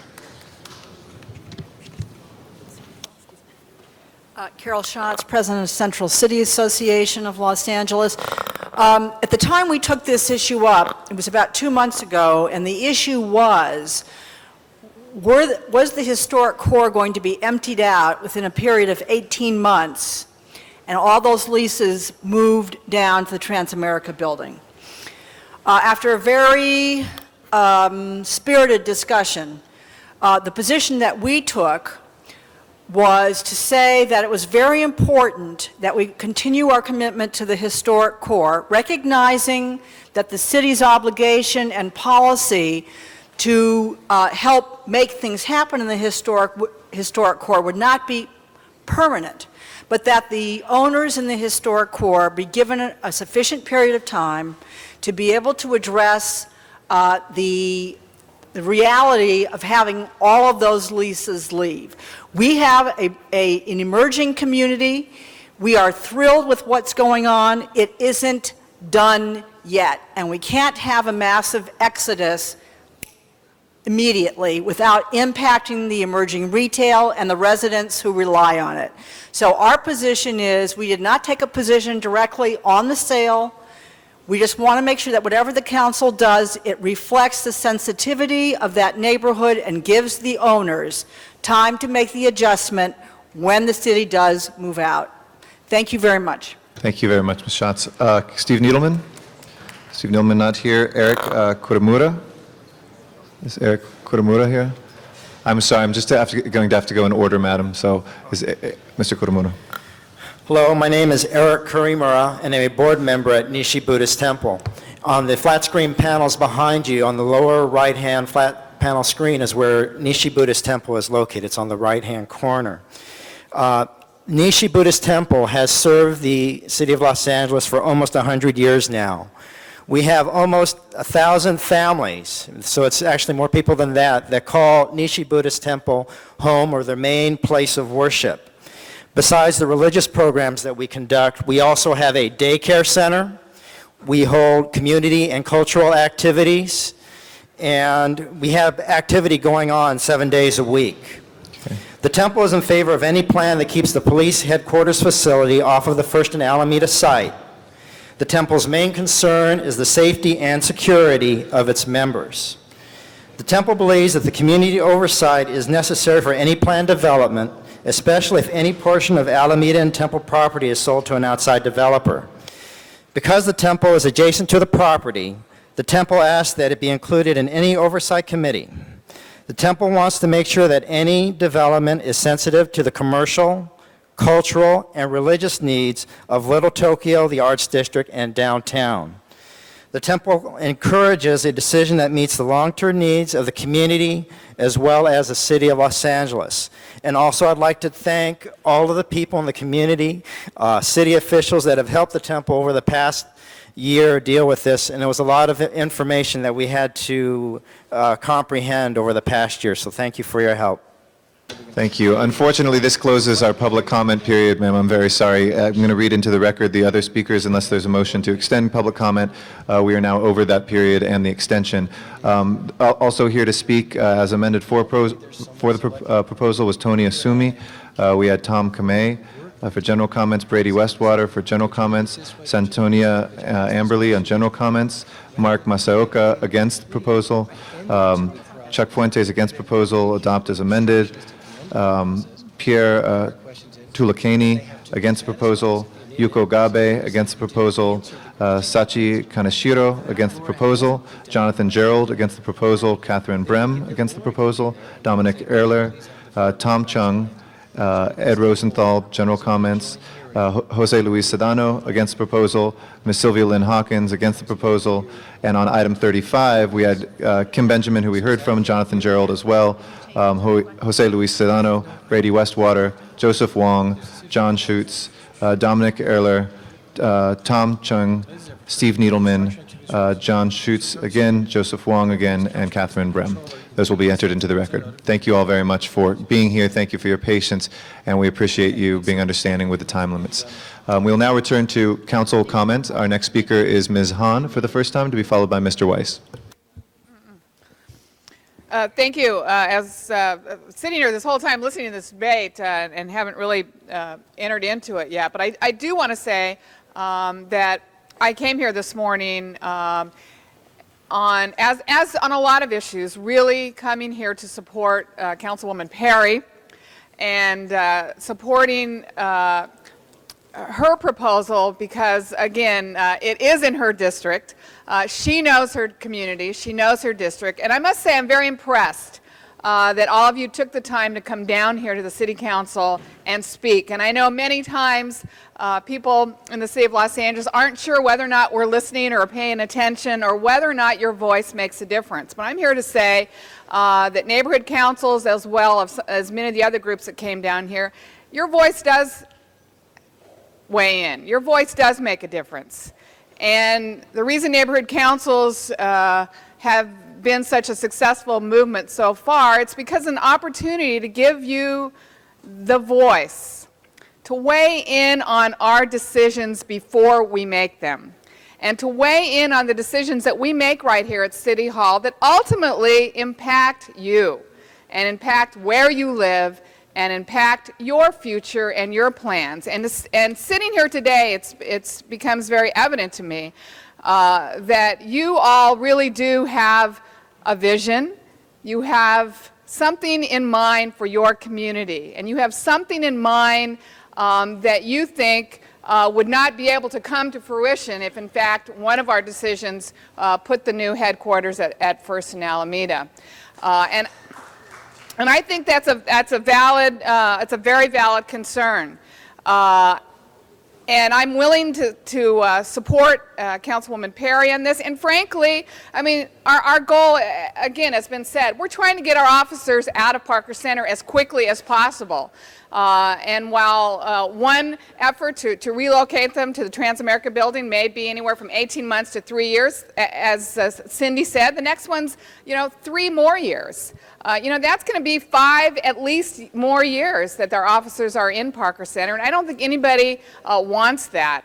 And the other thing I'm hesitant to say, but I will, is that let's remember, most people in the city of Los Angeles want our police officers certainly to be in a safe building that's not overcrowded, but they're not usually in favor of us building any sort of thing that costs the taxpayers more money. And building a new headquarters will cost us over $100 million more than refurbishing and buying the Transamerica building. I think that's what our taxpayers want us to do. Let's remember the bond issues. Money was never to be spent on administration buildings. The voters are very clear about that, that they want our police officers in safe buildings, but they certainly don't want us to spend more than we need to on administrative buildings. So, but having said all that, I do think there are so many scenarios running around here. There's a little bit of mistrust by all of us, I think, for the numbers that have been floating around here. And I would be very much in favor of having this third-party audit analysis of all the scenarios. And as Wendy said at least an hour and a half ago, we need to see each scenario, what time frame it takes, how long will it be till our officers can be relocated, and what is the cost? And I think I would be in favor of that. I'd also be in favor of that same analysis, possibly looking at an economic analysis of the historic core and what the economics would be for every single scenario on the future of the business community in the historic core. So I would support that. Thank you. Mr. Weiss. Colleagues, I very much want to call the question, but the minute I start putting some meat on the bones of Mr. Garcetti's proposal and some ideas of Ms. Gruhl, which I want to do, I'll be precluded from the rules from formally calling the question, but consider this an informal call for the question. Great debate. A lot of people have said some really good things. Mr. Labange, love what you said about having the public safety focused downtown, and Mr. Padilla, you were just dead on when you talked about the need to have oversight and how you can't have oversight if the police department is 2 miles away. What we want to set up is a process that comes from Mr. Garcetti's motion so the council can have full, better, more complete information on at least 2 things. Mr. Garcetti and I were talking about this. There are at least 2 concepts here, but there may be more. The 2 general concepts is, number one, if we could have this independent auditor look at the issue of, is this the right price for the building? It's not just an appraisal, it's sort of appraisal plus, looking at the comps and really assessing the downtown real estate market and giving us a sense of where can you house 1,600 employees who do this sort of work. So it's kind of, I'll call it comps plus. I think that's what you're driving at, Mr. Garcetti. And the second issue concerns the costs of the build-out that Mr. Moore has identified, to have someone do an independent appraisal, to use the word differently, of those sorts of issues. Mr. Deaton has requested that that report be brought back to this council within 3 weeks. If that can be done, that's fine. What Ms. Gruhl and I would propose doing is holding a joint hearing in our committee, our committees, Audits, Government Efficiency, and ITGS, on Monday afternoon, so we can go over these issues with this audit firm so that they're clear. Mr. Deaton's final recommendation, or I think it was Mr. Reyes's recommendation initially, was that we ask our city controller, Laura Chick, to select this independent auditor. I think that was your suggestion, Mr. Reyes. I thought it was, if it wasn't you, I thought it was you. And I think that's a good proposal. So that is, I guess, a joint motion from Mr. Garcetti, Ms. Gruhl, and myself for how we would deal with the Garcetti motion that came up earlier, and so how we can get all of our questions addressed in a timely manner, because I understand some folks want it addressed as timely as possible. So that would be my compilation of our joint motion. Mr. Garcetti, is that good with you? Ms. Sikowski? Thank you. I just talked to Mr. Garcetti, and he concurred that what he was talking about in relationship to Mr. Weiss was for what would be on the desk as 55B, C, D, and I think E may fall away. But we do not move forward on Transamerica until the separate committee, a separate auditor, but that does not deal with A. A is the issue of let's agree that First in Alameda, First in Temple actually, should be the new police headquarters. It separates out the Transamerica and the real estate deals. Members, I think that is still the right decision. As I listen to the testimony, again, as we look at this at First and Temple and Alameda, it moves it further away from the Little Tokyo. It leaves First Street as on the map. It looks green. There is no commitment to anything other than green space there across First Street in the Little Tokyo area. It allows Little Tokyo to work with the neighborhood council with what could come up for that. It also leaves green space in next to MoCA, next to the Go for Broke monument, that allows the community to plan what they would like there. Obviously, they want a parking structure as well, but not right a public parking structure that can work well with their businesses and support from that community, as well as the General Civic Center. Integrate the two. I think the commitment to A, we have heard around the table that even if it looks like we could make Transamerica work, we're now talking about deferring Transamerica. We know that it's, I think, anyone who's saying it's going to cost less, that isn't reality. Refurbishing, whether it's an old car, whether it's an old building, we pay more. We always have. We paid more to do this building than we thought. And I'm glad we did, but there was a reason to historically save this. I don't know if there's a reason to historically worry about saving Transamerica. I think we should vote on A that commits to this project. Also, the sooner we commit to it, the sooner we can have all of our people go out and build it.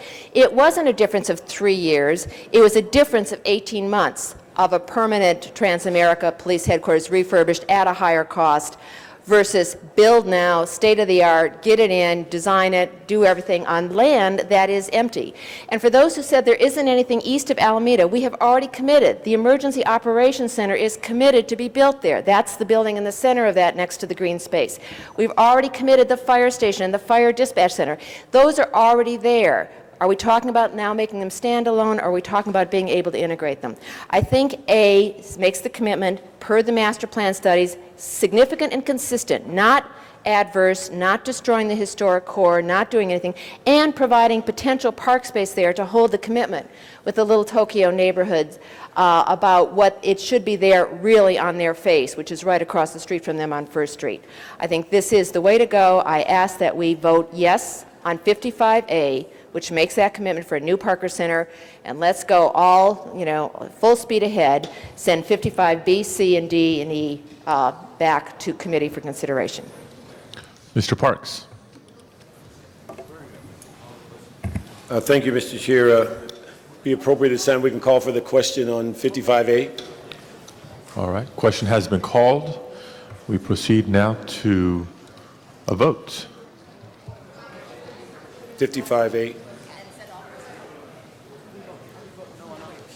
Point of information. Point of information for Mr. Labange. Is this, for Mr. Deaton on this point, this is 55A, says that the new police headquarters will be at First and Temple, bounded by Alameda? Right. Is It's it- as presented up there. You see it's on the First and Alameda property, but it's actually just south of the Water and Power property on First and Temple. And where's the... Alameda and Temple, excuse me. This is, where is the MTA rail, light rail line coming through this property? Why don't we hone in on the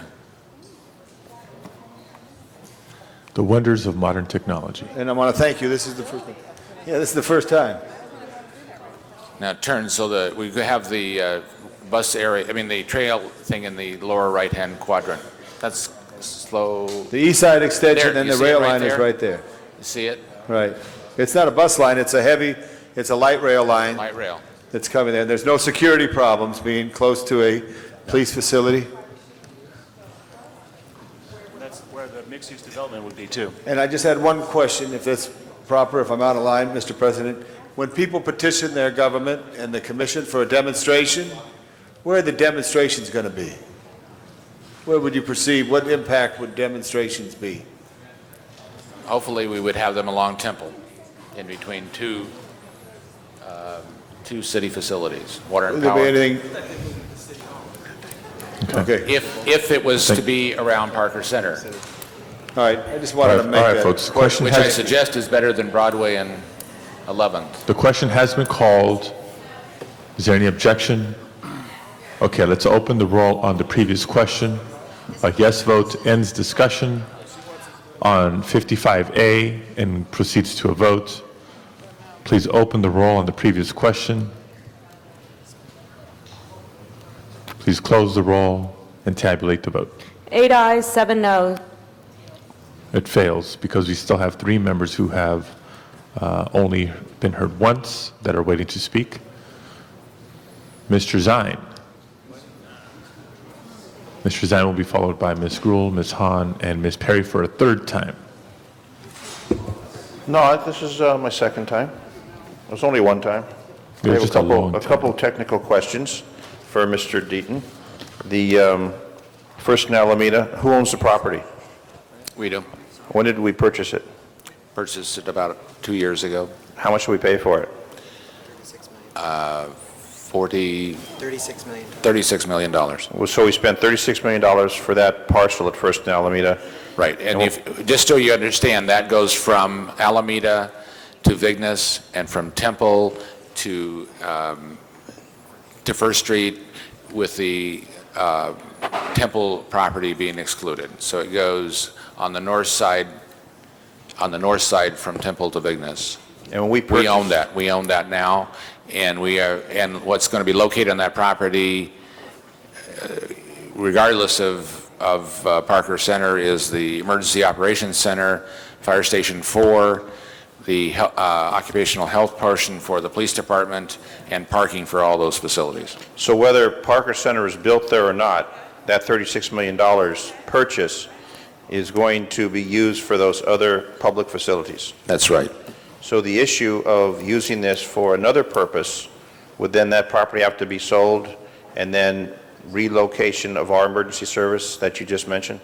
No, we're going, as you can see up there, on the left-hand side is Parker Center. To the right, immediately to the east of the proposed Parker Center site is Fire Station 4, and then the Emergency Operations Center, and then further to the east is a parking structure that also includes a occupational health facility that's now at Rampart, at 6th and where the new Rampart station is going in. The old General Hospital or Central Receiving Hospital? Exactly. That facility will then be right across the street from Vignes to provide for the interaction between, as we recruit, that's where most of the police department new recruits come, et cetera. So the concern of the community that they want that area for another purpose, are they aware that there's still going to be other public facilities on that site? Yes, they are. And it was only Parker Center that didn't want, the other facilities were okay? Yes. Well, Is that at the one sentiment? point, the Little Tokyo Coordinating Council had adopted the proposal with Parker Center on Alameda and Temple, and it's only been since the potential of the Transamerica headquarters has been that they have now suggested not doing Parker Center. But at one point, and also the Little Tokyo Coordinating Council's action was that if Transamerica is deemed by the city to be a feasible location, they would support Transamerica being the headquarters. If not, their fallback position is A. But they're not concerned with the other public facilities that would be on that site?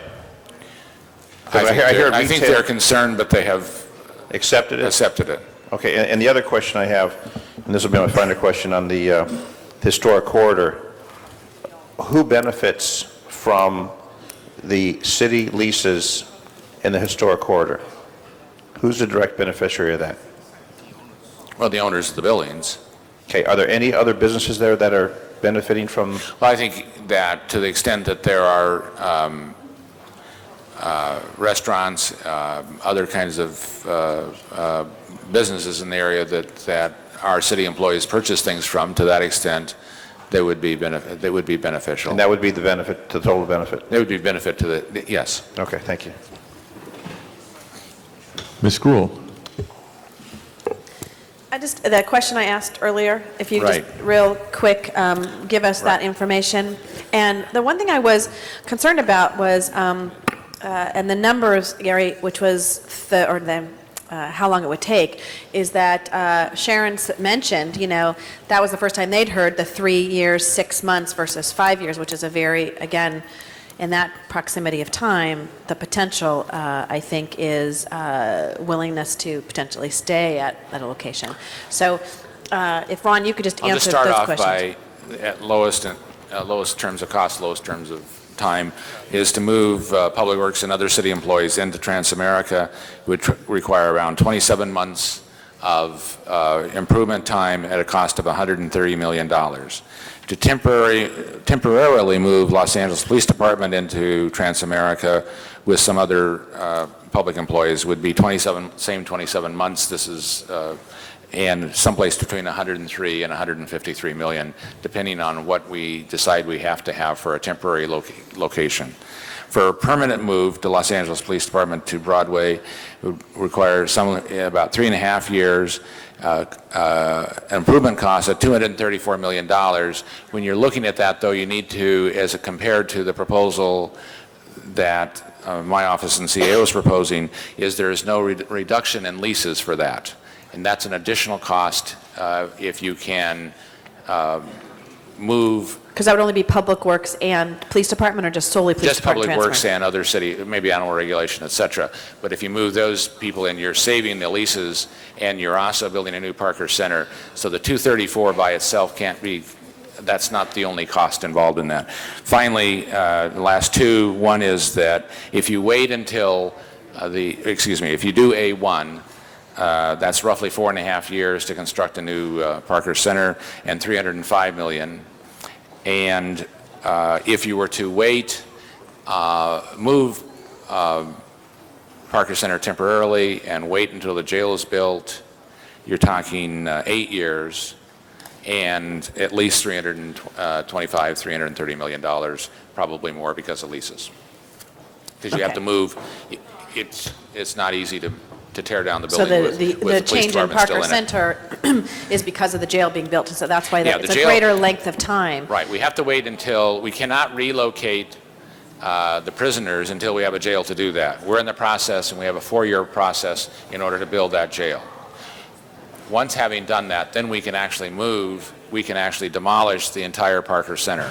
We looked extensively at doing partial demolition, but the cost of that was substantial, so the decision was to wait until we did the whole thing. That would require an additional, waiting the 4 years, 1, 2, then 4 more, in essence, 4 more years to build.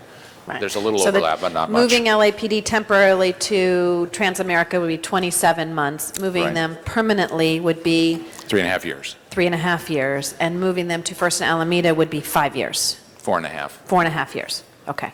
And the greatest cost differential is relative to the temporary move.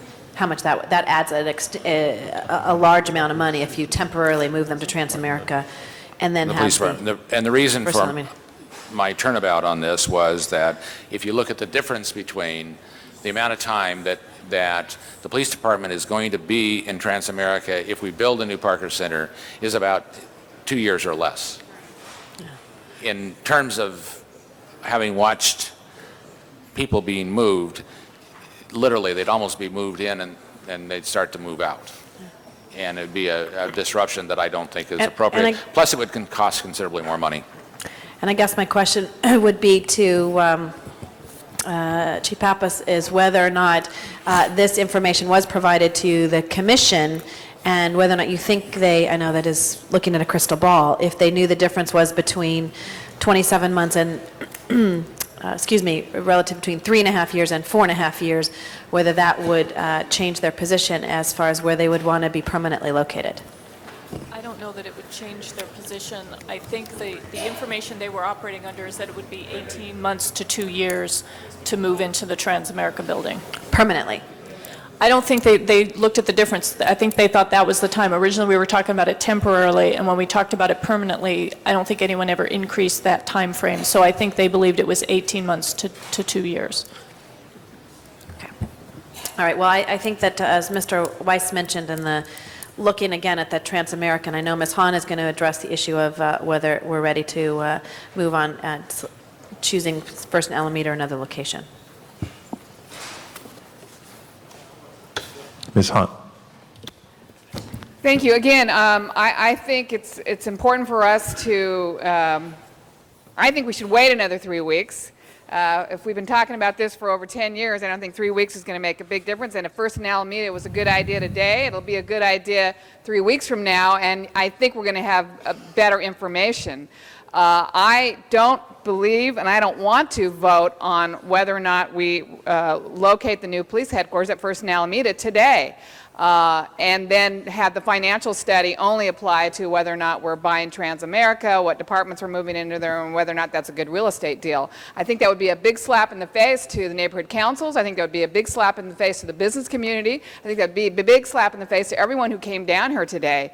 What I think we should do is set aside all options. I want all options after this financial and economic analysis. I want all the options still available to me. And if First in Alameda is a good idea after that, then it's a good idea. But I don't want to take that and say that's where we're building this new police headquarters. I don't think we're ready to do that. The numbers still seem to be changing every time someone talks. I want this financial analysis that Eric Garcetti proposed. I think Tom LaBonge is going to propose maybe an ad hoc committee made up of members of the council to look at that, whatever. But I do not want to, and nor do I think we should, and I don't think Councilwoman Perry wants us today to vote on relocating this police headquarters at First in Alameda today. So I'm not in favor of that. I want all the options on the table in 3 weeks after we've looked at this financial and economic analysis of the historic core. So what? Yes. Yes, what? So I would be referring, Wendy and I are having our private. So I would move that we, you know, I don't know if we want to continue this for 3 weeks, refer to this ad hoc committee that I think Tom LaBonge is actually proposing. I feel funny referring it to a committee that hasn't been on the table yet, but that's what I'm in favor of doing. I make that a motion. Do I have a second? Mr. Ludlow. I want to call the question on the previous item. Okay. Question has been called. Let's open the roll on the previous question. Close the roll. All right, Is it calling question on the entire matter, or? Everything that's before us right now. Yes, so that is the entire matter. Roll is open on the previous question. All members have had an opportunity to vote. Please close the roll on the previous question and tabulate the vote. 14 ayes, 1 no. Okay, that does carry. That ends discussion.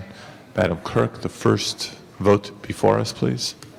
The first item before council, Councilmember Hahn just made a motion to continue the entire matter for 3 weeks and refer it to the joint committee. The joint committee.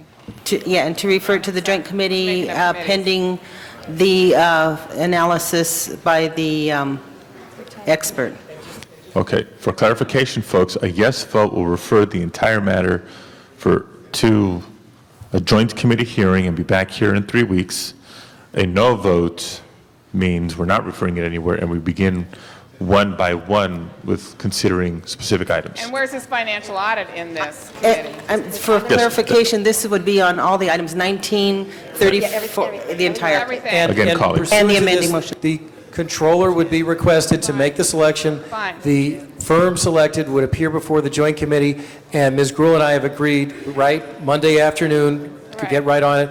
I think it'll be 2 o'clock. Right, okay, A good. joint committee hearing this coming Monday afternoon. Good. Just so that we'll be moving on right away. That's what I want to do. And Again, again, for for clarification- clarification, folks, a yes vote, if successful, moves the entire matter, everything before us, to a joint committee hearing this Monday, and then back before the full council within a matter of weeks. If the motion doesn't carry, then we will go through motion by motion consideration of all the above. Mr. President, I'm going to... Excuse me, Mr. President, do you wish to vote separately on Mr. Garcetti's motion for the hiring the expert, or do you want to include that in the No, continuing? the first vote before us, vote before us, colleagues, is moving the entire matter to a joint committee hearing. Mr. Ms. President, I'm going to Misikowski. ask for a no vote so that we can vote on A and then send everything to committee. I think those are the two issues before us. Either send everything to committee or everything minus a vote on A. So everybody if you understand want to that? be able to vote on A, vote no on sending everything away. That's right. Zero. So a yes vote sends everything, a no vote will keep it here. We can consider things individually. Let me distract you. Is everybody clear on that? No vote. All right, let's open the roll on sending everything to committee. Roll is open. All members have had an opportunity to vote. Please close the roll and tabulate the vote. 8 ayes, 7 noes. Okay, that carries. It's going to be a fun Monday afternoon. We'll see you back here in a couple weeks. Mr. Villaraigosa. Mr. President, members, I'd like to move to reconsider items 16 for 1 week. I'd like to get more information about this item before voting to approve it. Okay, item 16, which has previously been approved.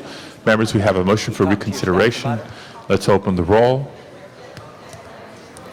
Please close the roll and tabulate the vote. 15 ayes. Item 16 is therefore reconsidered and without objection continued for 1 week. That'll be back before us next Wednesday. Madam Clerk, next item, please. Next item, Mr. President, there is a special one on the desk, and it's presented by Councilmember Misikowski and seconded by Councilmember Parks, and the city attorney will speak to the findings. Ms. Misikowski. Let's hear the city attorney make the findings. Mr. City Attorney. Thank you, Mr. President. Since the posting of today's agenda, the city became aware that funding was available for continuation of the city's narcotics enforcement surveillance team project, and the decision was made to apply for such funding. Immediate action is required because the state's application deadline is May 21st. Council must first make findings pursuant to Government Code Section 54954.2 before considering the matter. Members wishing to be heard on the findings? Seeing none, let's open the roll, close the roll, tabulate the vote. 15 ayes. Findings are approved. Special one now before us. Members wishing to be heard on the motion itself. Ms. Misikowski. This is just the issue that we can allow us to get the grant. The Mayor's Office of Criminal Justice and Planning has prepared this, so I do ask that we vote yes so we can continue our NEST project for the Police Department, City Attorney, and the District Attorney. Other members wishing to be heard on special one? Seeing none, please open the roll, please close the roll, and tabulate the vote. 15 ayes. That is approved. Forthwith, please. Next item. Next item, Mr. President, council has motions for posting and referral. Motion shall be posted and referred. There are excuses on the desk. Councilmember Misikowski requests to be excused Tuesday, June 1st for personal business that meets council policy. Ms. Misikowski is excused. Councilmember Garcetti requests to be excused Tuesday, May 25th to leave at 11:45 and Friday, June 18th to arrive at 10:45. Those both meet council policy. Mr. Garcetti is excused. And that clears the desk. Mr. Smith. Item number 51, forthwith, please. Forthwith on item 51.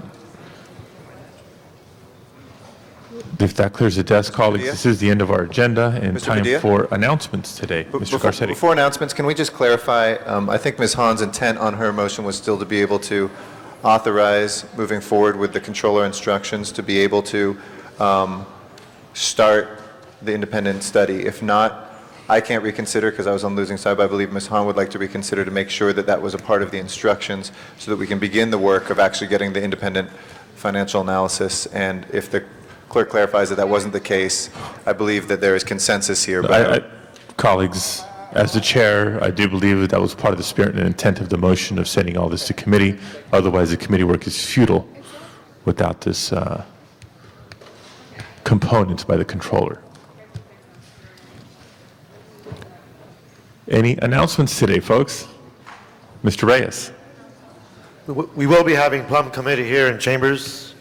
It's supposed to start at 2 o'clock. So Plenty of time. let's shoot for that. Okay. Other announcements today?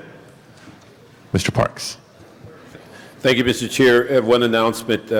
Both the 8th and 9th District, along with Public Works, will be inviting the public to a groundbreaking ceremony at the Manchester Avenue Streetscape on Saturday, May 22nd at Manchester, between Vermont and Menlo at 10 a.m.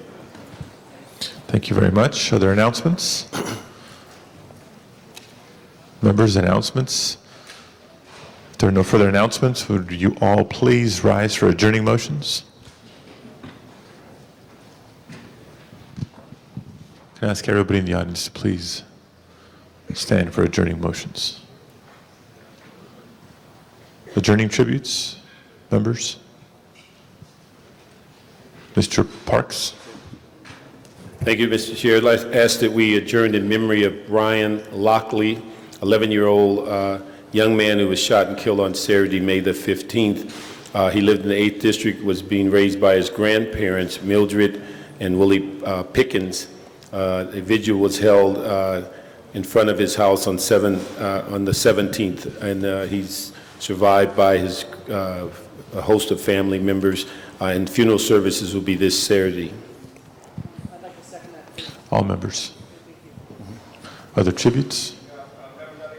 In memory of Tony Randall, the great actor who brought great entertainment to many people. He's survived by his wife and 2 children, and I know he lived in New York, lived to be 84 years old, but was an impact, and many accolades came in through the Hollywood community and the theater community of his great work. Tony Randall, one of the great American actors. All members. Mr. Zine. Request we adjourn in memory of Gertrude Dorothy Charlin. Gertrude was born in New York, March 22nd, 1914. Came to Los Angeles when she was approximately 10 months old.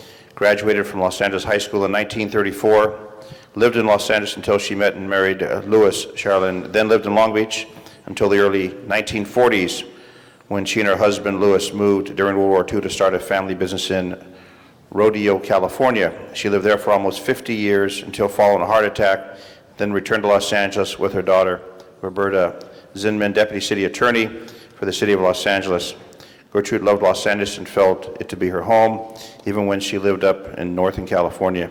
She was loved by all her family and friends and will be greatly missed. She was survived by her daughter, Roberta, and Linda, son-in-law, Barry Pinsky, her grandsons, Levy, Revan, Ezran. May she rest in peace. Gertrude Dorothy Charlin.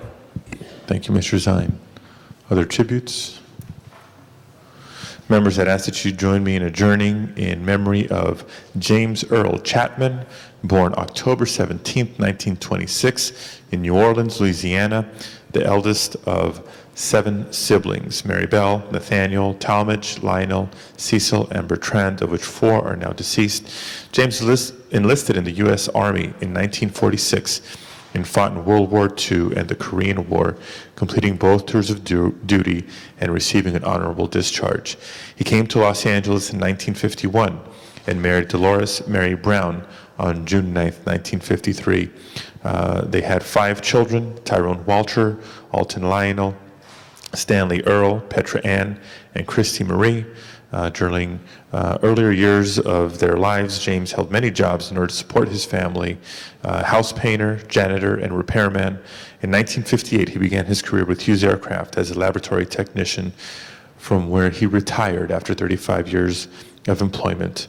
Dolores, his wife of 53 years, was at his bedside when he passed away on the morning of April 17th of this year, and he will be greatly missed. Madam Clerk, please call the roll.